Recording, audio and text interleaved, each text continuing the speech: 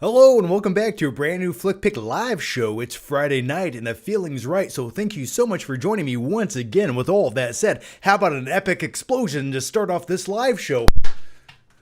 I said it would be epic. I may have lied to you, but nevertheless, thank you so much for joining me, and we have a lot we need to talk about on tonight's live show. The first thing we're going to talk about and dive into, or should I say swing into, is that brand new Spider-Man Brand New Day trailer, which is breaking records. I have a lot I want to say about that trailer, and I want to watch the trailer with you guys and give you my secondary reaction to watching it. I've only watched it once. Then I want to dive into and talk about the Oscars, which happened last week. I made some predictions on the last live show. I had some guesses on who would win and who should win, but now we have the results and the answers that we want and maybe need. So I'm going to dive into the Oscars just for a few minutes because, to be honest with you, I don't really care that much about the Oscars. I find them unwatchable. And I find them so unwatchable, I didn't even watch them. But I did find out who won and who lost. And then I want to talk about the physical media release of Stranger Things, the entire series, which puts a smile on my stupid face. And then we're going to talk about some other stuff along the way. So once again, get those questions in, your topics, your questions, whatever you want to talk about. Comment it down below. Leave a super chat if you're feeling extra generous. But either way, thanks for joining me. Thanks for watching. And what do you guys say? We just dive into the first main topic and then we'll get to all of your questions. Okay? Sound good? We'll talk about the stuff I want to talk about and then we'll talk about the stuff all of you want to talk about. So here it goes. Okay. Here it really goes. So, Spider-Man, A Brand New Day is breaking all kinds of records, or at least its trailer is so far. In the first 24 hours of that trailer being released, Spider-Man Brand New Day received 718 million views on the trailer, which makes it the #1 viewed trailer of all time. And the last record that we had was with Deadpool and Wolverine, which received, oh gosh, how many views did that receive? 355 million views. 373 million views. So yeah, it not only beat it, but it doubled its number. People like Spider-Man, and I get it. I love seeing a teenage boy in red and blue tights swing around the city shooting web. Who doesn't? But no, it looks good. And I definitely want to dive into this brand new trailer. It's a brand new day and a brand new trailer. So what do you guys say? We talk about the brand new day trailer. I give you my reactions to it. We'll break it down along the way. There's a lot to talk about.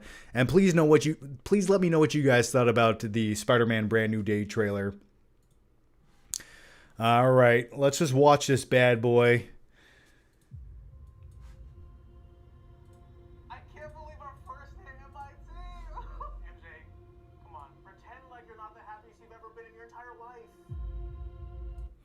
You know, if Spider-Man didn't have superpowers, he's reminiscing about old videos. He's sort of depressed, standing on top of a very high object.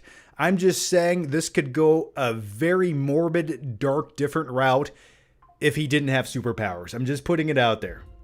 You jump off of something high without the web shooting ability, it goes very wrong. See, I'm telling you, he was feeling it. He was feeling it right there. Part of him, and I know that sounds dark and morbid, but hear me out. And it's something I kind of like about this new Spider-Man flick. If he could not shoot his web, I'm telling you, like, part of him does not want to shoot a web out of his hand right here. He just wants to splatter on the ground. But I do like that shot right there. There was a lot of controversy on the internet about this shot. They're like, well, I thought Spider-Man's mask was skin tight. And yeah, I guess I did too, but in all fairness, it's a cool shot, and it kind of reminds me of the Iron Man shot where you can see Tony Stark's face behind the mask. Listen, it gives him more humanity, you know, seeing his eyes in a moment every once in a while behind the mask. It just reminds you that Peter Parker is a kid behind the Spider-Man gimmick. So I like this shot. I think it's kind of cool.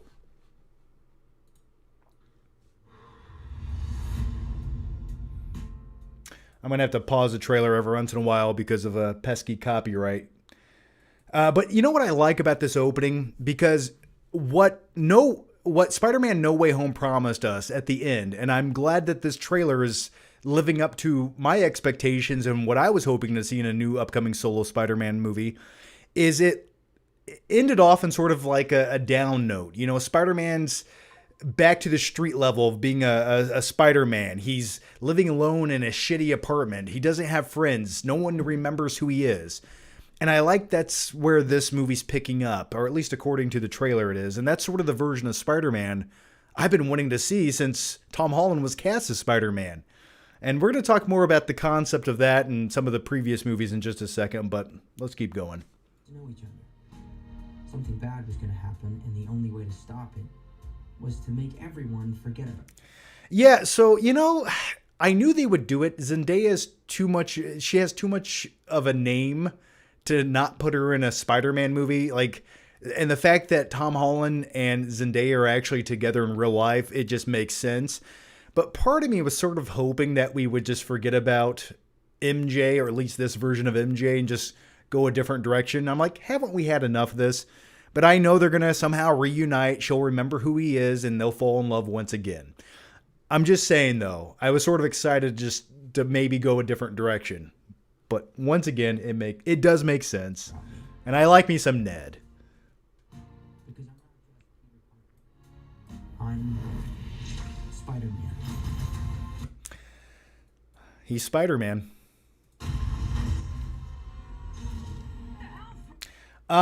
All right, so this right here with the Punisher being in the movie, which I've heard rumors of for a while now, I like that. I think Spider-Man needs sort of like an older mentor, if you will. And I think if anything, Frank Castle, the Punisher, can kind of give Spider-Man some advice about moving on with life. But then again, it's sort of hard to take advice from a vigilante who hasn't ever moved on with life and only seeks vengeance to suppress the pain of his family being murdered. But anyway, I like me some Frank Castle, a.k.a. the Punisher, played by John Bernthal. Put your whip break. Suit yourself. Well, good thing the kid has superpowers, or else the Punisher would have just murdered a teenage boy.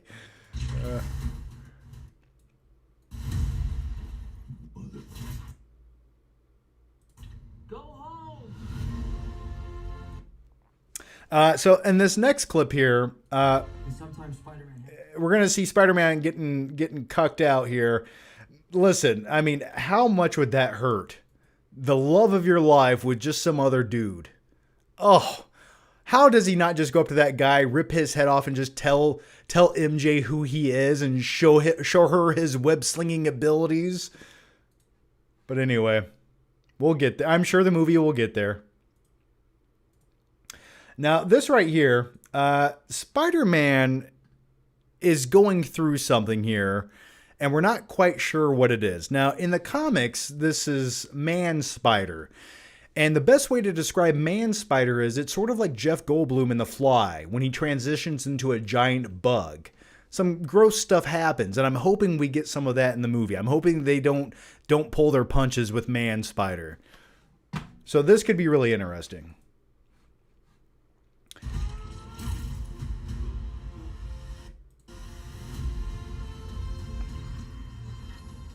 Excuse me, Dr. Banner. I need your help. Okay, so the theory on this right here with Mark Ruffalo as the Incredible Hulk, or Bruce Banner coming back to kind of help Peter Parker with the sciencey aspect of everything. The rumor is that Bruce Banner does not remember who Spider-Man is.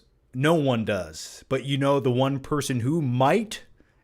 The Hulk. The Hulk never forgets. So I think at some point maybe we see Bruce Banner Hulk out and he remembers who Spider-Man is, or maybe there's some kind of connection there, but that's the theory on the streets. Is mutating. Could be enormously dangerous. Spiders have 3 life cycles. Spiders have 3 life cycles. When between cycles, it can leave the spider vulnerable. Now this right here is one scene that I don't know why. I just thought it was like the worst part of the trailer. Just watch this lady's face. I just want you to look at it. That's all I want. Okay, you ready? Threats. We are faced with a danger. I don't know why. I don't like it. But anyway, there's some kind of mind control going on in this sequence. And I have a theory on this, and I'm not quite sure if it's right. It could be one of the villains in the movie, possibly, but there also could be a connection with an X-Men character because Zadie Sink has also been cast in this movie. We don't see her in the trailer. We're not quite sure who she plays. Clearly, it's probably not MJ because Zendaya is back again. So the word on the street, it might just be Zadie Sink has been cast as Jean Grey doing some kind of mind control. But I don't know. I'm not sure. I'd be okay with that. Now we get sort of a montage of different Spider-Man villains, sort of the low-level C-tier villains, if you will. You have Scorpion right here, played by what's-his-name from Better Call Saul, who was in the previous Spider-Man movies. And that looks kind of cool. I like that he has like his mechanical scorpion tail going on right there. That's kind of neat.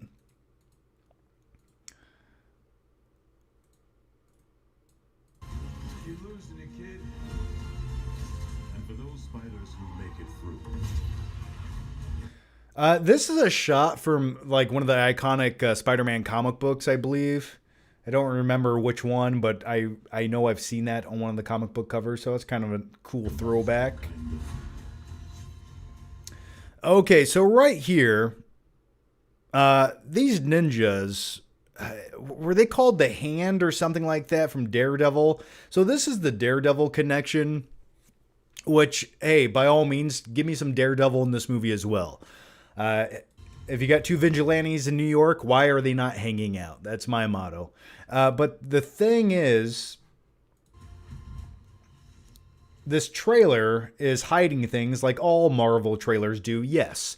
If you go back to Spider-Man No Way Home, that trailer hid a few things. You know, they sort of negated a few things from the trailer that you later see in the movie. But right here, I have a theory. I'm just putting it out there. Could be wrong. I could sound stupid right now, but that's okay. You know, I have a feeling there's something else somewhere in this general area right here to here. Not so much here, but maybe right here. Maybe a little Daredevil. I don't know. But I'm telling you, Daredevil shows up at some point during this sequence.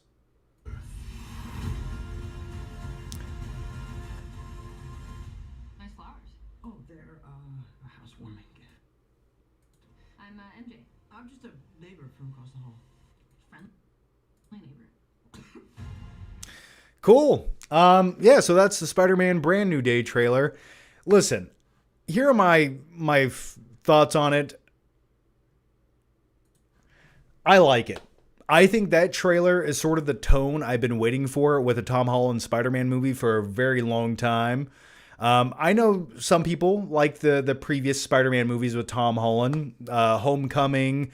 I thought Far From Home was just sort of a bad movie, and it pains me to say that because I'm a huge Jake Gyllenhaal fan. I thought Mysterio would have been really cool, but ultimately that movie just sort of feels like watching Spider-Man fight DJI drones.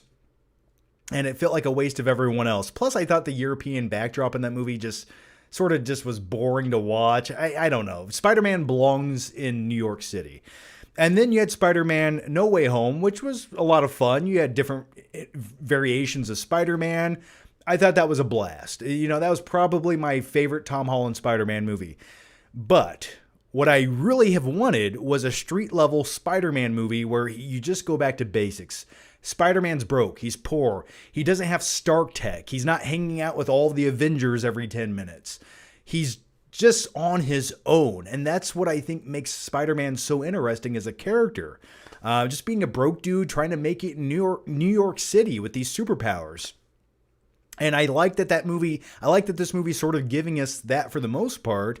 And just the tone of it. You know, it looks a little bleaker and slightly darker. And it just looks like a good time. So I'm super excited for Spider-Man Brand New Day. It comes out July 31st. And it seems like the internet's pretty excited too, seeing how it broke every single record when it comes to a movie trailer there is. So what do you guys think about it? Are you guys excited, happy? Do you hate it? Do you love it? I'm sure at least 9 people hate it, and that's okay. I think when it comes to a Spider-Man movie, it sort of looks like what I want it to look like. All right, what did you guys have to say here? Ned will probably return. Well, we did see him in the trailer quite extensively, so I would say yes, he does. Excited for Punisher 2. Yeah, Punisher looks cool, man. Lee B says Punisher was introduced in a Spider-Man comic, so that makes sense. Oh, yeah, I did not know that, so good to know. MJ and Ned should have been left out of here. Why not introduce Gwen Stacy? Yeah, you know what? I think people would just riot if they did not bring back Zendaya's MJ, seeing how Tom Holland and her are a real life couple. And it just feels like that's his true love. So like if he moved on to some other chick, I just feel like his true love is still MJ. So it would feel slightly disingenuous. So part of me completely understands it. You know, it does make logical sense. And so if they fall in love again, by all means, that's the lady for, they've been through too much too, you know? Spider-Man made his choice and chose to let MJ go. He did, but remember, this trailer picks up 4 years after the events of No Way Home. So he has, suffered for 4 years. Let's, just let the guy have it. Let him have it. His aunt died. He has nobody else. He needs MJ and Ned. He doesn't even have Tony Stark anymore. It's the least we can do. There's a rumor that Hulk killed his parents. I hope that's true. Even if you just made that up, I would love to know. I would hope to see a flashback of that. Just Hulk smashing his parents to death. Why am I laughing at that? I don't know. All right. Is the pigeon lady from Home Alone 2? Oh, is that the pigeon lady from Home Alone 2? In the tank? I hope it was. Just covered in pigeon shit. Zadie Sink is either Gwen, Jean Grey, or Typhoid Mary. I hope she's just Jean Grey. I think that would make the most sense. And right now, it's time to start introducing the X-Men in the MCU. So, like, throwing Zadie Sink in there as Jean Grey, I think would be, like, a great introduction to her character for X-Men. I think that would make the most sense. Especially if you're going to cast a younger crew for the X-Men. I think that would make a lot of sense. Hulk doesn't make sense. Punisher makes sense. Yelena and Human Torch don't make sense. Pigeons stick to him. The villain might be Morlun. Well, I believe the main villain is Tombstone, because the guy that they cast sort of looks like he could play Tombstone. I don't know much about the character Tombstone, but my theory on what's happening in this trailer, if he is the main villain, the main baddie, is he's sort of getting a multitude of other B-rate Spider-Man villains to sort of work together to go against Spider-Man. Or at least I hope that's what's happening. Logan CD says, it feels like all we get is Spider-Man movies. Well, clearly, judging by the views that trailer got, man, that's pretty much the one MCU solo movie that will make a few $1 billion at the box office. And when it comes to the box office, if Spider-Man No Way Home made almost $2 billion, I have a pretty strong feeling that this movie will definitely make close to $2 billion as well. They basically just rebooted the franchise. I agree with you, and I think that's the best thing that they could have done with this movie. That's what I was hoping they would do at the end of Spider-Man No Way Home, was like sort of do a soft reboot. Like get away from the Stark tech, get away from all the other Avengers mumbo jumbo. Let Spider-Man just be Spider-Man in New York City. And that's what I want more of when it comes to MCU movies. Like, you don't have to connect everything to the Avengers. Sometimes it's nice to have a little separation. And then when you have an Avengers movie, by all means, bring everyone together. But that's the thing about these characters. Like, sometimes I just want to see them by themselves. I don't want them to have a solution to every problem. Like, hey, I think the world's ending. What do you want to do? I don't know. You want to call Thor? He's a god. Okay. Well, hey, man. As Campia discussed, Zendaya will have the best year of any actor in Hollywood history. I don't think so. Well, the crazy thing is, if she's going to star in Dune 3 Messiah, she's going to star in Spider-Man Brand New Day. I'm sure she's in like 8 other movies I'm not even aware of this year. Yeah, she'll probably be box office gold.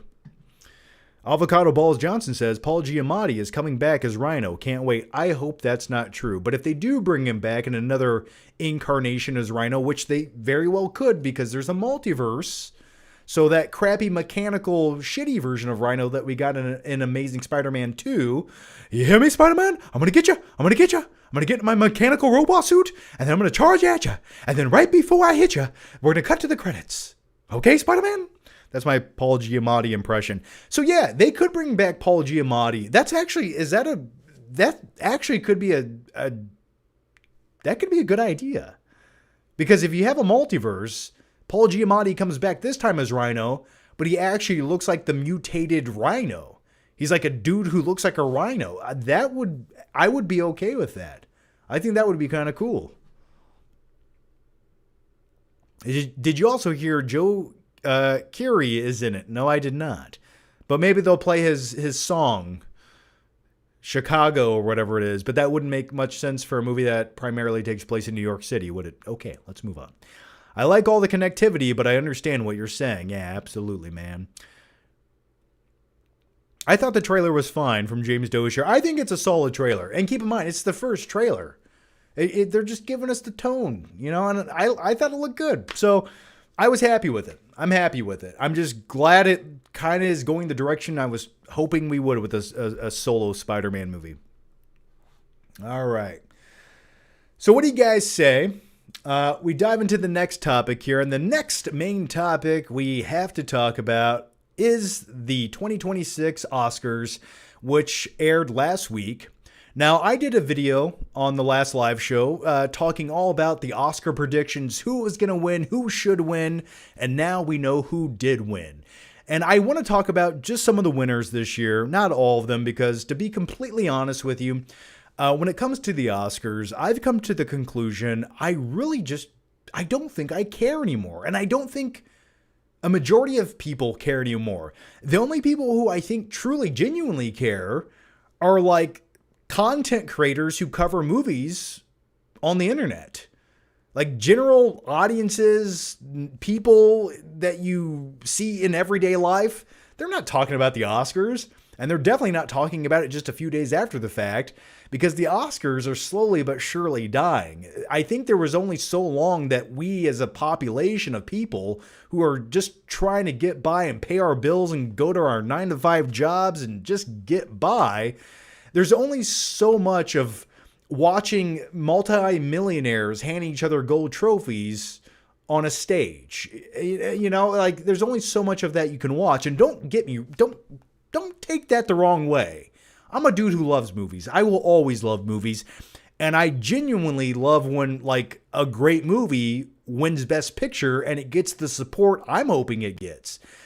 But as far as the Oscars themselves go, I didn't watch more than 10 seconds of the Oscars this year. I watched a few highlights, but ultimately there was like nothing to really sit there and watch. I don't know. That's just me. What do you guys think about the Oscars? But let's talk about some of the winners this year.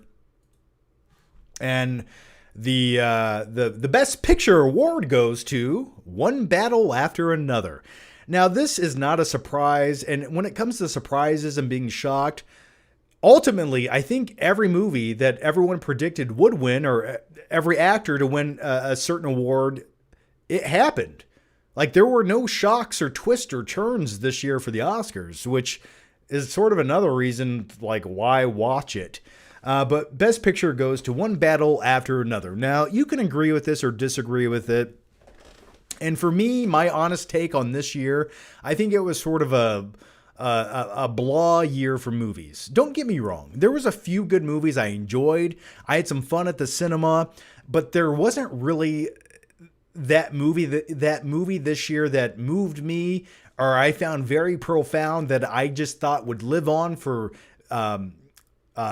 decades to come. You know, there wasn't a Forrest Gump or a Shawshank Redemption or a Silence of the Lambs. We didn't get any of those movies, you know. But the winner is One Battle After Another. And, you know, when everyone who votes for a movie sort of like lives in the same echo chamber in Hollywood, there's a way to get them to vote on your movie. And like One Battle After Another, I feel like kind of like was the formula to get them to vote on said movie. Just a conspiracy theory to all of you. Now, when it comes to Paul Thomas Anderson, that man is a talented director, and this movie was a good movie overall. I thought, as far as the filmmaking goes, the editing, the visuals, some of the acting, but ultimately, outside of Leo's character, and then Sean Penn's character as the antagonist of the film, Colonel Lockjaw, what else did the movie really have? What other characters do you remember? What sequences or scenes stood out to you? And will this movie be remembered in 5 years? And I'm gonna say it's not. I don't think this is going to be one of those movies that's remembered in 5 years. But that's nothing new when it comes to Best Picture of the Year. There's been many Best Picture of the Year winners. And by the next year, you mentioned the movie that won, and people are like, what are you talking about? Oh, Shape of Water? Yeah. Oh, Moonlight? Yeah, these are movies no one ever goes back and watches again. And they don't live on in pop culture. General audiences don't even know what you're talking about when you mention them. So I think One Battle After Another is probably better than those two movies, but ultimately I don't think this is going to live on for the years and years to be considered like a classic of cinema, you know? And then last year we got Anora, and you could make the same argument with Anora. I liked Anora. I really did. There's nothing better than a story about a hooker with a heart of gold. But I don't think many people remember Anora, and it just came out a year ago. And then you had Oppenheimer by Nolan. I enjoyed Oppenheimer. In 2023, you had Everything, Everywhere, All at Once. It was a good movie. I watched it once. I don't know if I'd go back and revisit it over and over again. And then you had in 2022, Coda. I don't hear a lot of people talking about Coda. Hey, what's your favorite movie of all time? I don't think I've ever heard anyone say Coda, and I doubt I ever will. But I'm sure there's one person watching right now who will say it, and that's okay. Yeah, I don't. Now, for me, the last great Best Picture of the Year winner was Parasite. Parasite, for me, was the movie that felt like it should have won. This movie pushed the limits. It's a South Korean film. I thought this movie was perfection. And I was so happy and elated when Parasite won in 2020 for Best Picture. And for me, that's like the last great Best Picture winner of the year that I felt like truly, truly deserved it. And then 2019, you have Green Book. I like me some Green Book, but I watched it once. Probably would never watch it again. 2018, Shape of Water. 2017, Moonlight. Now, for this movie, for this year, I really felt like La La Land should have been Best Picture winner. I mean, they sort of accidentally announced that it was, but they made a mistake, and it went to Moonlight. And then in 2016, you had Spotlight. 2015, you had Birdman. And then in 2014, you had 12 Years a Slave. And keep in mind, this is the same year like movies like Nightcrawler, which was nominated for nothing. Movies like Whiplash. 2013, you had Argo. I like me some Ben Affleck, but Argo was not that great of a movie. I think The Town is a better movie than Argo. Then you had The Artist. Then you had in 2011, King's Speech. 2010, The Hurt Locker, which was good, but not a lot of rewatchability. No Country for Old Men winning in 2008 was another phenomenal movie that I felt like should have won, and it did. And I've rewatched No Country for Old Men multiple times. Javier Bardem's performance in that movie was great. And then The Departed, 2007, definitely deserved it that year. But going back to I'm going to stop right here. I think Crash is the clear definition of an after-school special that should have never won Best Picture of the Year, a movie that no one talks about, a movie that no one rewatches, and a movie that won that probably shouldn't have won that year. So, yeah, that's the Oscars in a nutshell. But if you guys want to talk about a few of the other winners this year at the Oscars, I'll make it very quick. Michael B. Jordan won Best Actor for his dual performance in Sinners. And, you know, I think listen, I like Michael B. Jordan. I thought he did good in Sinners. But to say that that's the best performance of the year, I don't know. I don't know. But once again, I feel like 2025 was sort of a weak year for movies. I really do. Let's see. Music awards. Who cares about? Yeah, that's really all I wanted to say about the Oscars. I guess my main takeaway here is I just don't know if I care anymore about the Oscars. And I don't know if anyone does. What do you guys think about the Oscars? Let me know. All right. The biggest tragedy is that The Matrix wasn't even nominated in 1999, and I can't believe American Beauty beat out Sixth Sense and Green Mile. Yeah, man, the Green Mile, but that's a tough year. Like, see, what you just said right there is a great example. Like, you had American Beauty, you had Green Mile, both up for Best Picture, and The Sixth Sense. All three of those could win Best Picture, in my opinion. Like, that's a neck and neck. You know, my personal favorite would have been The Green Mile, but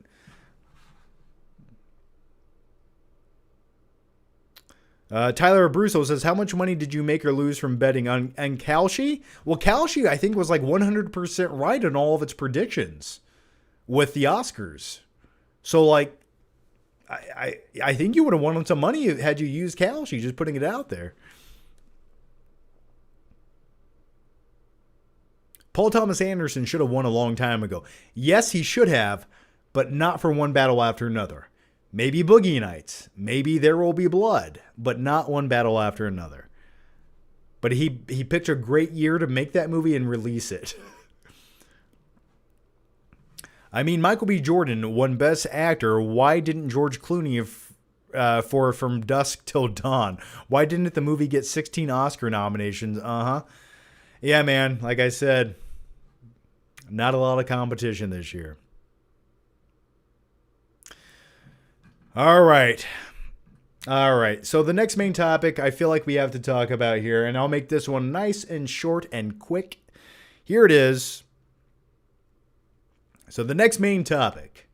You guys know I like physical media. It's what gets me excited when it comes to movies, because my motto is, if I can't own a movie that I can put on my shelf, it will never have a special place in my heart. So it was just announced today, and I shared this on X. Follow me on X at the FlickPick if you want to. No big deal. I don't post that much. I think it's sort of a useless platform at this point. But anyway, it was announced today that Stranger Things, the complete series, will be coming to physical media 4K, and it's going to be released by Arrow Video, which in my opinion is one of the best physical release boutique companies there are. All of their releases get extra special attention and care when it comes to the special editions, the packaging, all the bonus features, and just some of the extras they include in their releases. And in my opinion, my favorite 4K release of 2025 last year was the TMNT. Hang on, I will just show you what I'm talking about. Hang on.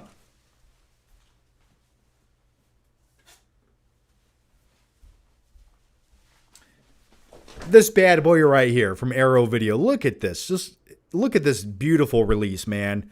You open this up, there's tons of stuff inside of there. They go all out for their releases. And when they put out physical releases of movies, I think they're truly worth the price point. And so every time they get their hands on something, it's gonna be top tier. So anyway, this 4K deluxe edition of Stranger Things, the complete series, will hit 4K on July 27th. It includes 25 discs. Look at this. Look at all those discs, man. Like, oh my God. So yeah, it's got like a booklet, it's got like stickers, it's got a whole bunch of extra bonus stuff in there. I don't even know what all it includes. I could break it all down for you in an email that I got earlier, but ultimately, the important thing to know is we're getting a physical copy of Stranger Things, the complete series, which there was a lot of speculation for a very long time that we might not ever get this because it's owned by Netflix, and Netflix is a streaming service that doesn't necessarily believe in physical media. So the fact that we're getting this is really cool. So you have 25 discs. Now the thing about this is, and now here's the cover art right there, sort of what it's going to look like. I think that cover art looks cool. You know, would I have preferred for this to look more like a VHS box set or something like that? I think that would have been a little cooler to fit the retro theme, but nevertheless, that's the cover art there, and I think it looks nice. Something I'd put on my shelf. But anyway, the cost of this deluxe edition, now I do believe there's another edition of this, and there's also just a Blu-ray edition. But anyway, this deluxe 4K edition will cost $250. Now that's pricey. That's pricey for 5 seasons of a TV show. But let's keep in mind, there are 25 discs in this thing. So when you break it down, now I'm not a mathematician, okay? I'm just a dude who talks about movies on YouTube occasionally. This comes out to about $10 a disc.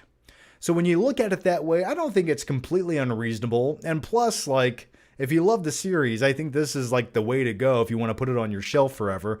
Because who knows what Netflix is going to do in the future? Who knows? But the last thing I wanted to conclude with is, if you like Stranger Things, they have released some physical releases of the series. But if you really like the show, and I do like the show, and say what you will about season 5, I know, it got a little wonky there at the end, but I quite enjoyed that last scene when they're playing one last game of D&D in the basement, and then they all ascend up the stairs of Mike's house, and they basically leave childhood below in the basement and ascend into adulthood. And as a dude who's pushing 40 years old, that just resonates into my soul. Leaving your childhood behind to become an adult, it just makes me sad. I could cry right now. But anyway, my point is, once they release this on 4K, going back and rewatching it again, it'll sort of be like watching the series for the first time ever. This will be the best version of the series your eyeballs have ever seen. Because keep in mind, you probably have only seen Stranger Things on Netflix. So you might be watching a 4K version of it on Netflix, but that shit is compressed. The audio is compressed, the visuals are compressed, and I can just see the compression when I watch it on my OLED TV. I can just see it. So I cannot wait to watch this in 4K without all that compression and truly hear all the soundtracks and the visuals just stimulating my eyeballs. So I think this set looks really cool. I'm excited to check it out. What do you guys think? Let me know down below. Lee B. Film says, I own season 1 on DVD in the VHS covers so they can sign it. That's cool, man. Pissed I didn't buy season 2 in the VHS box set when I had the chance. Well, hey, there's always eBay. What's the point of DVDs? I don't know. That's why I'm going to buy the 4K optical disc, not the DVD. But if you're talking about what's the point of physical media, I will enlighten you right now. I hope you're sitting down because I want to give you a valuable life lesson right now. Are you ready for it? 3, 2, 1, here we go. You're at the mercy of all these corporations who dictate and decide what to stream when they want to. The rights come and go. Movies can get removed overnight. And once they do, you have no control of that. So my motto is, don't let corporations dictate your viewing experience. You can buy that movie, own it, get the best version of it possible when it comes to audio and video, put it on your shelf, and now you own that movie, and you can do with it as you please. Watch it whenever you want. There's not going to be some streaming service that comes along and says, oh, you have it today, but not tomorrow. Or, and I'll tell you this right now, I just watched... I forgot the movie, but anyway, I just watched a movie on, they just came out with part 2 of it today. The family that kills the bride, it was okay. It didn't necessarily make me want to go watch part 2 all that much. But anyway, there were ads. Like, there's a streaming service that I have. I think it was on Peacock or something. But anyway, there's ads every like 25 minutes. Like, not just like a 30-second ad. We're talking about like 2.5 minutes of ads. And I'm paying for this service. So I don't know about you, but I don't like ads. So if you own the physical copy of the movie, there's no fucking ads on that. Just watch it. Yeah, Ready or Not. Yes, Ready. God, I can never remember the title of that. Yeah. So I just watched Ready or Not. It was okay. It was okay. All right. So that's all I got to say about that. So what do you guys say we dive into the questions? And the first question I want to dive into today, let me scroll back. We'll scroll way back. We got one here from Avocado Balls Johnson. And Avocado Balls Johnson had this to say. Remember when you ventured into Del Mar Video, which had an entire back room for porno, accessible by saloon doors? Do you know if the place is still open? Flick Trip is called XXX Hardcore Video Rental. Well, yes, I do vividly remember that video, and I did read that question before going live tonight. And I want to take a little. Let's get into my. Let's all get into my magical DeLorean and take a little trip back in time. Are you guys ready for it? Everyone, hop in the DeLorean. 1.21 gigawatts. Where we're going, we don't need popcorn. And let's take a trip back in time. Okay, we did it. Does this thing still make noise? I don't know. Anyway, and let's check this out here. So here's the Flick Trip video Avocado Balls Johnson is referencing. If you believe in America, my blood will be the red stripes. The female side, I almost quiet. And there's But let's just scroll the good stuff here. He's talking about a video rental store that used to be in my hometown of Fort Wayne called Del Mar Video. Now this was the ultimate video rental store. It was a mom and pop video rental store, and I remember as a kid going there quite often to rent movies. And to be honest with you, when I was younger, we'd go here. We didn't really go to Blockbuster or anything like that in town. We went to Del Mar Video because they had the best selection of porno. And now we didn't rent that as a young kid, but when I was younger, I would always sneak in there and look at it. So let's find this clip here. Do I go there in this video or did you lie to me? Oh, here it is. Okay. See, I'm so glad I made Flick Trip videos because these things are time capsules, man. Like without I would have forgot this store existed. So yeah, here's Del Mar Video. I'll take a sip of this caffeinated beverage. As you can see, look at the vibe of this, man. It's got the lights, the LEDs, the movie posters. This was just a good time. Like, don't you guys just miss this experience? Like, look at the carpet. Even the carpet looks exciting and fun. Like, look at the movie selection. Now, here's the saloon doors going into the no man's land. Dun, dun, dun. Oh, yeah, I cut it too quick. But every time you'd go into that section, you'd always find the oddest guys. The dudes that you do not want around school zones, if you know what I mean. And sure enough, there's always that weird guy in there. And I was that weird guy that day. So, yeah, man, I definitely remember that video, and thank you for reminding me. All right, let's go to the next question here. The next one comes from Patrice Chaswick. How's it going, Patrice Chaswick? Thank you so much for joining me once again. And Patrice, because of your generous super chat, you also get a party pop. There you go. And every super chat, $5 or over, gets a party popper. A little explosion from me to you, right to your face. It's the least I can do. But anyway, here it goes, man.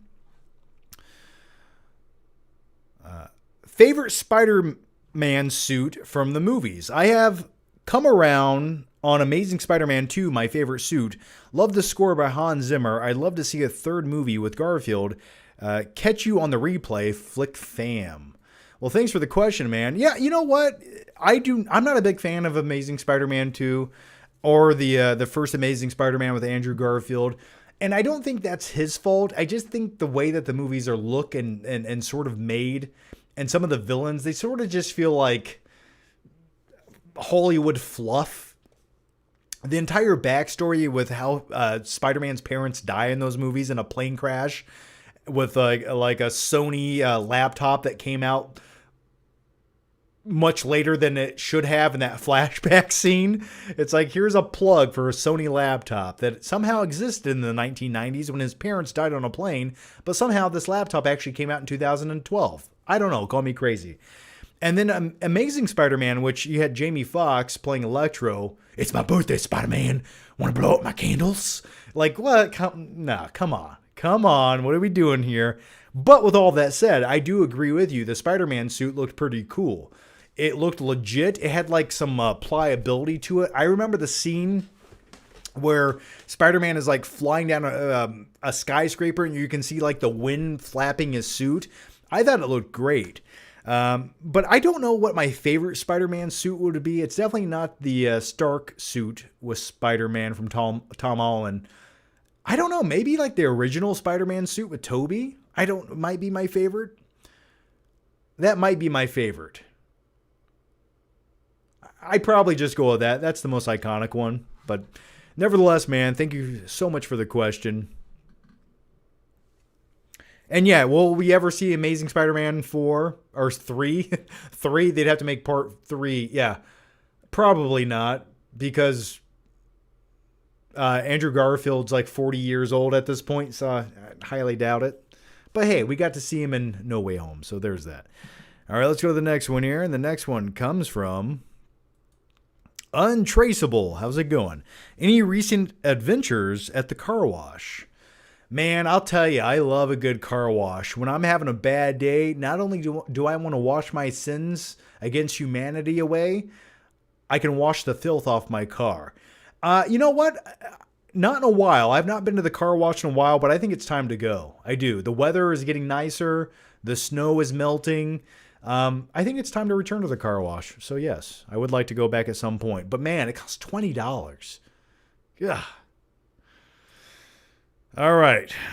Johannes, and plus I like the way it smells. I always get the premium car wash as the pink soap, the pink and purple soap, and you can smell it. It smells like bubble gum. I'm like, ooh, I like it. I almost want to taste it, but I don't. And nor should you. All right, we got one here from Johannes Gerald who says, John, I think you've aged gracefully. Honestly, you look even better than your younger self, especially your Alien Boy days.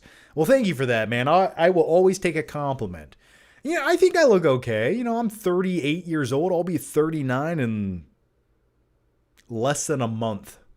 In 1 month, I'll be 39. Oh, God, that makes... Oh, I can't take it anymore. I can't take it. No, man. I'm not going to do it. I'm not going to do it. Yes, I am. I'm just kidding. Yeah, thanks for that. You know what it is? Maybe it's just good genetics. Maybe that's what it is. I couldn't tell you. But here's the other thing. I rarely drink. I almost never smoke. Actually, I never smoke. I'm not a smoker. Not at all. The occasional gummy every once in a while.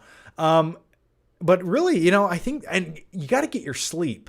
I'm telling you, when I'm tired, I sleep. You got to get rest. The body needs rest. All right. And I take my vitamins. All right. So thank you for that. But then watch. By the time when I hit 40, I'm just going to bald and have bags under my eyes and look like I'm Benjamin Button at the beginning of the movie, not the end. All right. Let's go to the next one here. And the next one comes from. What is your name? Concho Bar 10. Concho Bar 10. Concho Bar 10? Okay. You guys know I can't read. Thoughts on Dune Part 3 trailer looks great. Yeah, I thought the Dune 3 trailer looked pretty good. It looked pretty epic. I think they have do they have a different cinematographer or different director? It's one of those two, or maybe both. I liked the look of it. It definitely looks epic. I think, wasn't there a scene with, what's his face? Timothée Chalamet with a shaved head. When he has a shaved head, I don't know why. He reminds me of my cousin. And my cousin's sort of like, I don't know, just not the most dependable dude. You know, Timothy Chalamet with a shaved head looks like a guy who you hire to do a roofing job, but then he takes the money and never shows up. You know, that's the way I look at it. But I thought the trailer looked pretty cool. It looks fine. You know, I'm excited to see it. All right, the next one comes from, I really can't recall much about it, though. That's the truth. Oh, yeah, I liked Robert Pattinson in it. Robert Pattinson in the Dune 3 trailer looked pretty creepy as shit, didn't he? But I liked it. Okay, the next one comes from Johannes Gerald. Here we go. I understand you never really got encouragement to make your top 10 best and worst of 2025. 2026 has already delivered better films in Bone Temple and Hail Mary. I wouldn't be surprised if at least 10 movies from 2026 end up surpassing everything from 2025. Yeah, and that's a great statement, and I would agree with you 100%. I genuinely believe 2026 will be a far superior year for cinema than 2025 was. And I'm hoping it is. I need some big movies. I need movies that I want to rewatch and relive for years to come. I miss the days of being inundated with rewatchable movies. Like, what's the last big great movie that you watched, or at least in 2025, that you thought was rewatchable? Like, let me know that down below. Like, you know, like the one that might come to mind is like F1. Like, I could watch F1 on a rainy day and a couple years down the road if I'm eating some frozen pizza or something at 12 o'clock at night. Like, easy movie to watch. But what movie in 2025 do you think has the most rewatchability? I'm asking you. I need to know. Let me know down below. But by the way, speaking of Project Hail Mary, it does come out today. I saw an early screening of it a couple weeks ago. I do have a review of the movie up on the Flickpick channel if you want some thoughts on the movie. I also talked about it on a previous live show a couple weeks ago if you guys want to hear me blabber on about it. But Project Hail Mary, just some quick updated thoughts on the movie. I am going to rewatch it Saturday with the family and my wife. And I'm looking forward to revisiting the movie again for a second time. But keep in mind, I'm a huge fan of the book of Project Hail Mary. I think it's a phenomenal book. And I will say this. If you want to compare the book to the movie, as much as I liked the movie, and I think it's a solid adaptation of the book, but the book, in my opinion, is far superior. I think the book is better than the movie. And the reason is it just has more time to explore every single aspect and every single nuance. And some of the aspects that made Project Hail Mary, the book, so good was a lot of the problem solving. A lot of those problem solving issues where it takes its time, it explores ideas, and it has a lot of suspense and sciencey-esque technology problem solving. I thought that was like the best part of the book. And in the movie, it just sort of like zooms past all that stuff. It just, you almost get a highlight of it, maybe one sentence, and you're on to the next thing. So for me, a lot of the suspense and interesting aspects of the book, you sort of just get a quick glimpse at in the movie. And I thought some of the suspense in the book was missing from the movie because there's not enough time to give you that suspense. Because once again, the suspense comes from solving the problem before something bad happens. But in the movie, it's like they just instantly come up with the answers fairly quickly. So that was one aspect. Also, I will say this, and I don't care what anyone says. The closer that the release of Project Hail Mary the closer we've gotten to the release of that movie, the more they have just showcased secondary characters. And say what you will, but in the book, that secondary character who plays a very big role in the movie and in the book, you didn't know about that character until like you're maybe like page 127 in the book.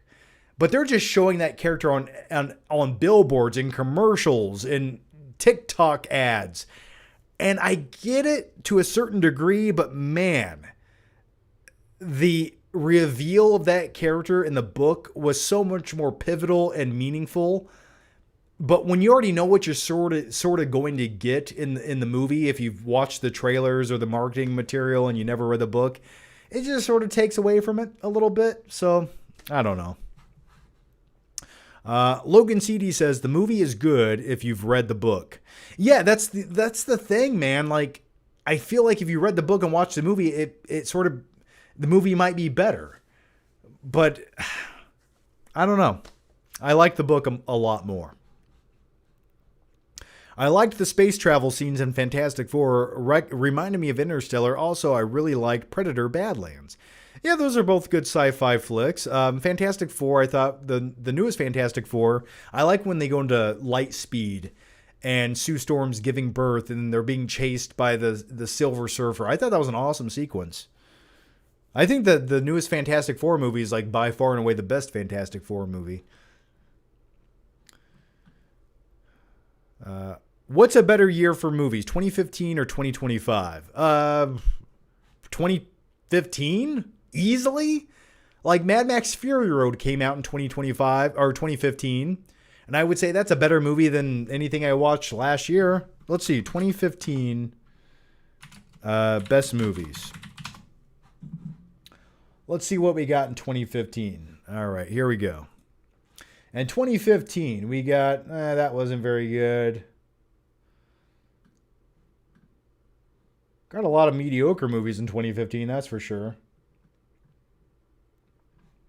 What is this list? Let's see what this IMDb list says. Okay, so in 2015, in 2015, we got It Follows. We got Ex Machina. We got The Revenant. We got What We Do in the Shadows. I don't remember that movie. We got Mad Max Fury Road. We got Sicario. We got Spotlight. We got Hateful Eight. So, dude, already within 10 seconds of naming 2015 movies, any one of these movies, in my opinion, is better than anything we got in 2025. And I will die on that hill. The Martian, 2015, another book written by Andy Weir, who also wrote Project Hail Mary. We got The Martian. So yeah, like Mad Max Fury Road, The Martian, The Revenant, Ex Machina, It Follows, Sicario. Like, dude, like, listen to just those 6 movies alone are better than anything in 2025. Way better. Like, Sicario could win Best Picture. The Hateful Eight, like one of my favorite Tarantino movies of all time, and honestly, one of my favorite movies of all time. What else did we get in 2015? We got Rogue Nation. We got Inside Out. Easily could have been the best animated movie of this year if it had come out. We got Room. Dude, The Room was a good time. Sort of depressing. Definitely my favorite Brie Larson movie. We got Avengers Age of Ultron. We got Star Wars The Force Awakens, which was good, you know. It gave me hope for what they could have done with the franchise. Unfortunately, they just ruined it. Dude, there was a ton of great movies in 2015. 2015 was a peak year for cinema, man. What else did we get? Let's see here. They got Chappie. Yeah. All right. So, yeah, solid year for movies in 2015. I mean, if you got another year like 2015 again, that would be, I couldn't imagine having that many great, memorable movies. And half those movies I named are like rewatchable, phenomenal movies that you would want to watch again and again that people still remember and still talk about. Sicario, Fury Road. Bone Tomahawk was pretty cool as well. I think I did watch Bone Tomahawk once. I think I watched it once. Lee B. Film says, I would have to agree with John. Yeah, thank you for that. Dustin Rich says, does Ryan Gosling get transported into his daughter's bookshelf because the power of love or whatever? Screw Interstellar. He does not. He does not. It's a little more sciencey than that. But I do like me some Interstellar. I don't like that aspect of Interstellar, but I do like me some Interstellar. But he does not get transported, and love does not conquer all. And also at the end of Project Hail Mary, no spoilers, He does not reunite with his daughter that he hasn't seen in 98 years just to look at her from a distance and then leave like he's some kind of nuisance. That doesn't happen either. All right. John, do you watch Prim Hood's Cinema Club? I do not, and I do not know what that is. Nova Sonic says, you didn't see my other comment earlier, but I saw F1 7 times in IMAX and 2 times regular. It's rewatchable. I don't know if I could watch it 7 times like that, but it's pretty good. I will tell you this, though, and this is the truth. I have been listening to multiple different versions of the F1 score by Zimmer in my car when I drive. There's like different variations of it. Like there's an epic version of it, which I quite enjoy, and it sounds awesome. I definitely recommend checking it out on Spotify. It just makes driving more fun. I feel like Brad Pitt. Okay, let's keep going here. Let's go to the next one here. And the next one comes from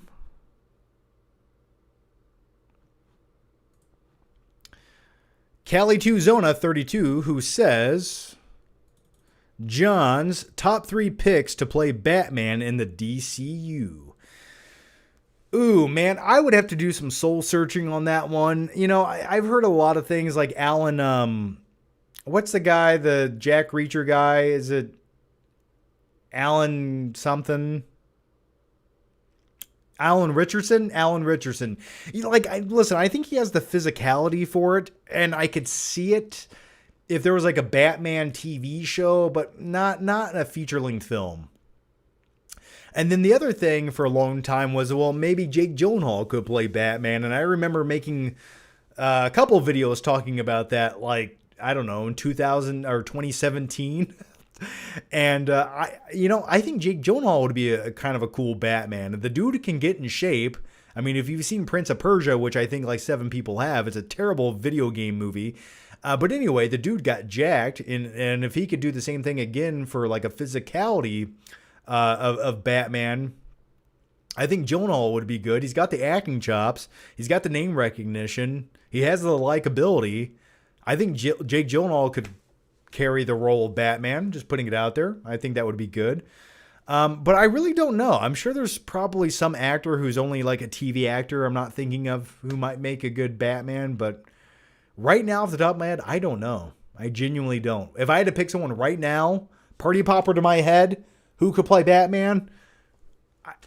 Probably Jake Gyllenhaal if he put on 30 pounds of muscle mass. I'm going to go with that. All right.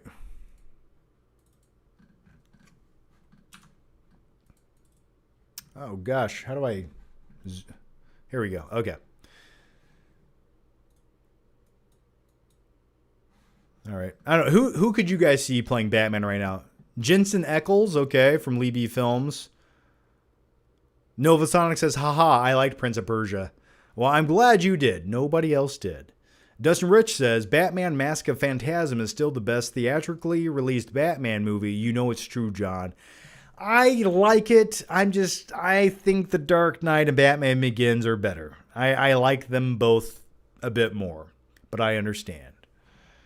Alan Smithy says, Channing Tatum as James Gunn's Batman. I don't know about all that. I like me some Channing Tatum, but I don't know about all that, man. I just don't see it. I'll play Batman.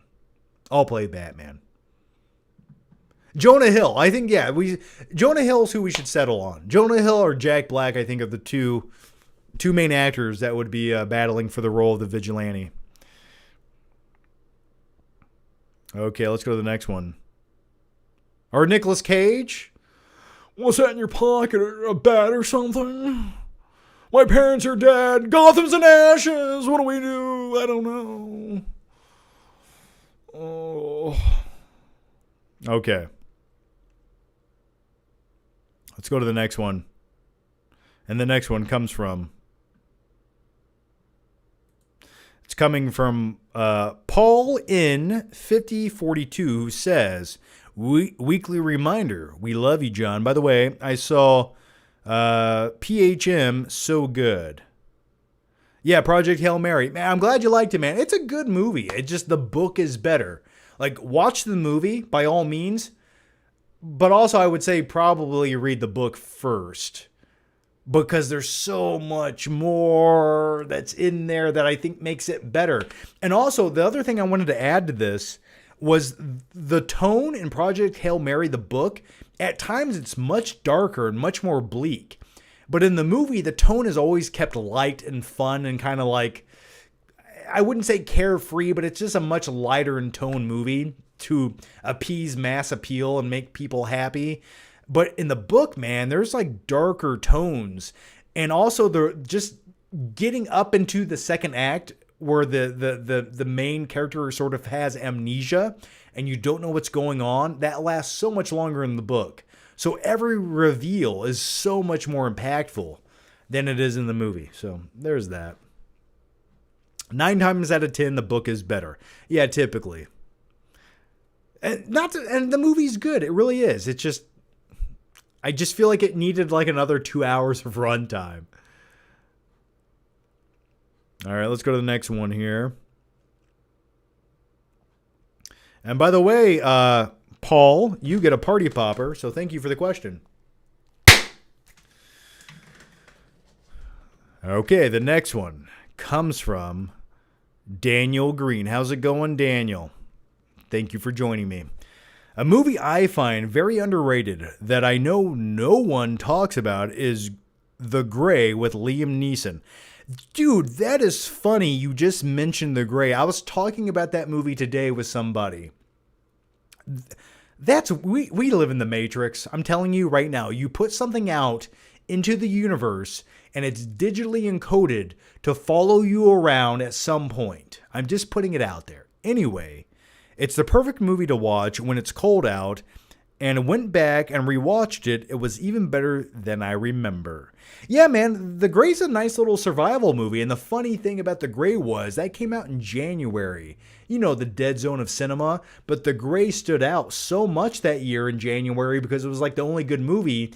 And I sort of remember like The Grey sort of like revamping January movies to, it's not just the shit zone where cinema goes to die. Like sometimes they put out like a nice little gem in January. So I like The Grey. I love the ending, spoilers, but I like the ending when all the wolves show up and he has glass shards in his hand like he's Wolverine, but with glass shards. You know, he doesn't have adamantium claws. No. He has a broken beer bottle claws. So I thought that was pretty cool. I'm curious how that ended for him. Couldn't tell you. I'm sure he was eaten to death by wolves that day, but nevertheless, thank you for the question. James Dosher says, "Hey John, did you ever care about Chuck Norris since he passed away?" You know, yeah, here's my thing. I feel like Chuck Norris, when he died, he went up to the Golden Gates and gave Jesus a roundhouse kick to the head, and now he is the new Jesus. Okay, that's...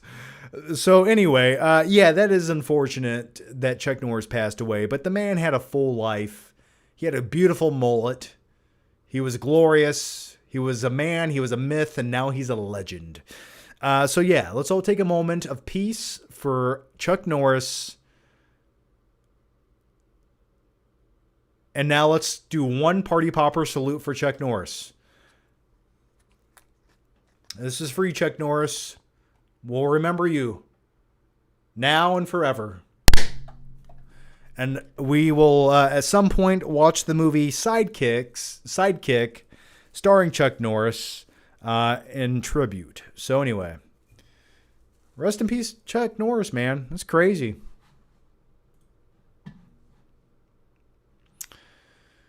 Okay, well, moving on from that, Logan CD says, I wish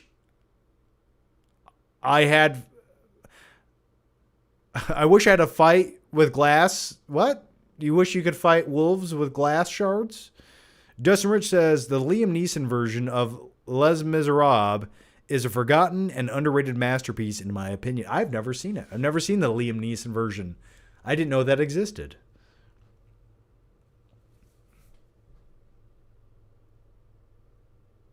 John, They have a cutscene at the end of Gray. Oh yeah, did he survive? Did he? Did they have a cutscene? I thought it just ended with him putting the glass shards in his hands. Well, don't ruin it for me. I like the ambiguousness of it. Jesus could easily take a roundhouse kick. Didn't you see Passion of the Christ? They effed his butt up. Okay. But there's a difference here. Now listen, I don't want anyone to get offended, but there's a big difference between crucifixion and taking a roundhouse kick from Chuck Norris, okay? Just putting it out there. All right, let's go to the next one here. The next one comes from Callie2Zona32, who says, Stuckman recently teased that he knows what his next project will be and made it sound like it's almost a done deal. Any idea what it will be? If it's something he's written himself, I could maybe guess. There was a few ideas I remember that he was tossing around years ago. One was sort of like a sign. It was sort of like Signs, but not Signs, and took place at a farmhouse. And speaking of the Gray, this also had killer wolves in it. But I don't know, man. I couldn't tell you. Maybe it's something else. I don't know. I could not tell you. I have no clue. But anyway, man, thank you so much for the question. That exploded in my face a little bit. All right, that's what she said. Let's keep going. The next one comes from Lee Films. How's it going? Lee Films, you're killing it tonight, man. Here it goes. Did you hear that Yelena and Human Torch are in Brand New Day? Also, if you existed in any horror franchise, which one would you choose? I could see you in Friday the 13th, in a Friday the 13th movie. Okay, let's start with the beginning of this question. You unloaded a lot with. Okay, so Yelena and Human Torch are in Brand New Day. Huh. That's interesting. Okay, I don't know Brand New Day needs the Human Torch. I could see it. That's kind of cool. He's sort of young and vibrant like Tom Holland, so there could be kind of a connection there. Especially like a fish out of water story, because Johnny Storm's from the 1960s in his universe. So coming to like modern day New York would be kind of like, I think, sort of interesting. Okay, that could be okay, I guess. I just don't want too many other comic book characters in Brand New Day. Just like keep it Spider-Man centric. We don't need to include like the Avengers and the Human Torch but who knows? Maybe they show up for a cutscene or something. I don't know. Or maybe an after credit scene. So if I could exist in any horror genre or any horror franchise, which one would I pick? I'll tell you the one that would be the coolest one, but the one I would never, ever pick. And that would be Nightmare on Elm Street. Because listen, I'm a dude who likes to sleep, okay? I love sleeping. And if I'm gonna get massacred by a dude with razor fingers in my sleep wearing a Christmas sweater, no. I can't handle all of that. Now, if I did exist in the Nightmare on Elm Street franchise, I would definitely like to exist in Dream Warriors. If I could utilize my own superpowers, and I'd still probably die. But anyway, I think Friday the 13th would be kind of cool. I don't know why would I exist there, though? Why did you say that? Would I be one of those douchebag kids at the Camp Crystal Lake? You know who I would have been in Friday the 13th? I would have been one of the camp counselors making out with some chick as Jason drowned over there in the lake. I'd be like, hey, he's fine. He's special. He'll be okay. He'll float. With that bulbousy head, he'll float right to the top. He ain't gonna drown. Just making out with some other chick at the that's who I would have been. Just kids back there drowning as I'm supposed to be on lifeguard duty. Up there on my phone, just watching TikTok. I'm the cause of everything wrong with Camp Crystal Lake. Also, I think the Halloween franchise would be kind of cool to exist in. I think the odds of survival would be extremely high in Halloween. I feel like no matter what, I could outrun Michael Myers. You know what I would do? Also, I guess you could do this in Friday the 13th. But I'd probably just leave like Haddonfield or Camp Crystal Lake. I would probably just leave the geographical location of where these mass killings are taking place, and I would go somewhere else. Like, I don't think Michael Myers is going to show up in like Orlando. You know what I mean? I'm just like, that's where I'd go. Just putting it out there, like. Okay, let's keep going. But thanks for the question, man. Did I give you a party popper? I don't know if I did, but you're going to get another one. So there you go. Okay, the next one comes from Movies Are Life. And Movies Are Life has this to say. One battle... What? Subly? One battle subtly shows how the surroundings of your job and people you spend time with can reveal people's raw humanity. I guess so. I guess but isn't that any movie where people work in a certain occupation or place and the real them come out? Yeah, I guess so. Yeah, fair enough. Fair enough. I guess that's one way to look at it. If that's your analysis, then I respect it. But anyway, thank you so much for the question, Movies Are Life.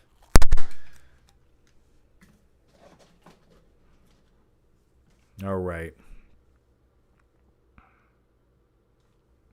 Let's go to the next one here. And the next one comes from Lee B. Films, who says, Did you see Beatles movie trailer? What is that? What is Beatles movie trailer? I don't know what that is. Anyway, also, did you know Robert Zemeckis almost did Yellow Submarine remake in the style of Polar Express? Google the images. They are nightmare fuel. I think I saw this before, but let me look it up. Zemeckis Yellow Submarine movie images. Let's see.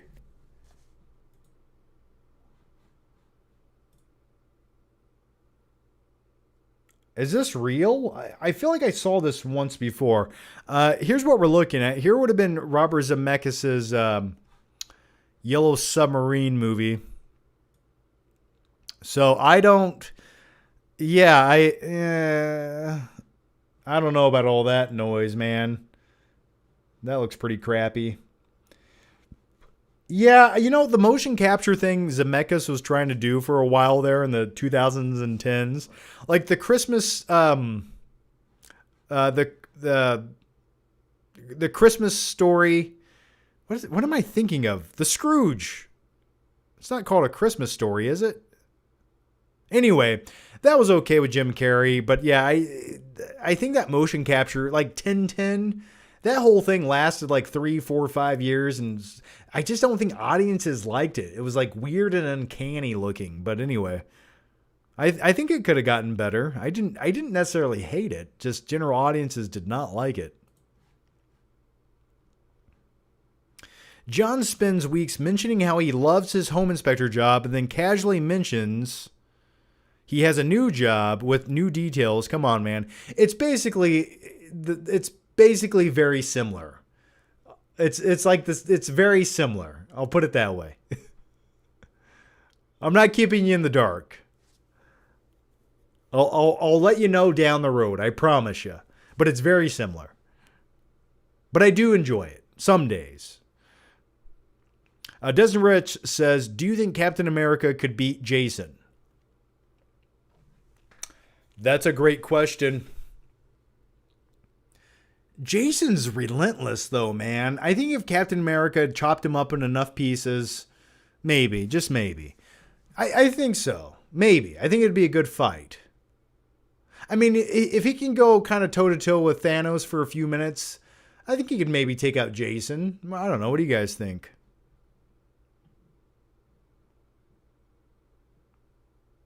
John, are you a job hopper? No, what I do is I use jobs, gain the experience, and I use those as leverage for another job to become even better.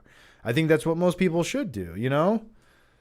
I feel like once you learn everything you can and, you want to move on and advance in life, then you should. You don't want to become complacent because when you stagnate, you die. Remember that.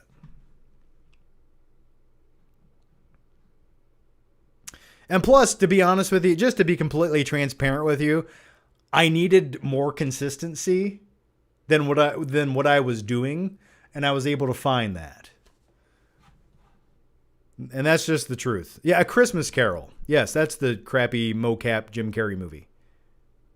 Cap would kick his ass. It'd be a cool fight, though. Could you imagine Captain America and Jason and Jason X when he wear his muscle pillow suit? Let's all look at that just for 1 second. How shitty that looked. Jason X looked like it should have cost $7 to make. Oh God, look at this. Look at that. Look at that. Oh, it even gets crappier. What a shitty suit. What the production designers for this movie should never work in Hollywood again. I could have made that with trash bags and tinfoil in 7 minutes using my grandmother's pillows, stuffing it in here. Like, this part was cool in Jason X when he just looked like Jason. And it got all crappy looking. Look at that. Look at that plastic mask. Ugh. Just atrocious. Terrible. Okay, let's go to the next one here. And the next one comes from... let's see. Let's keep going here. Let's keep going. Oh, but what was the Beatles trailer you were talking about, man? Libby Films? What was that? Oh, are you talking about the Beatles, the band?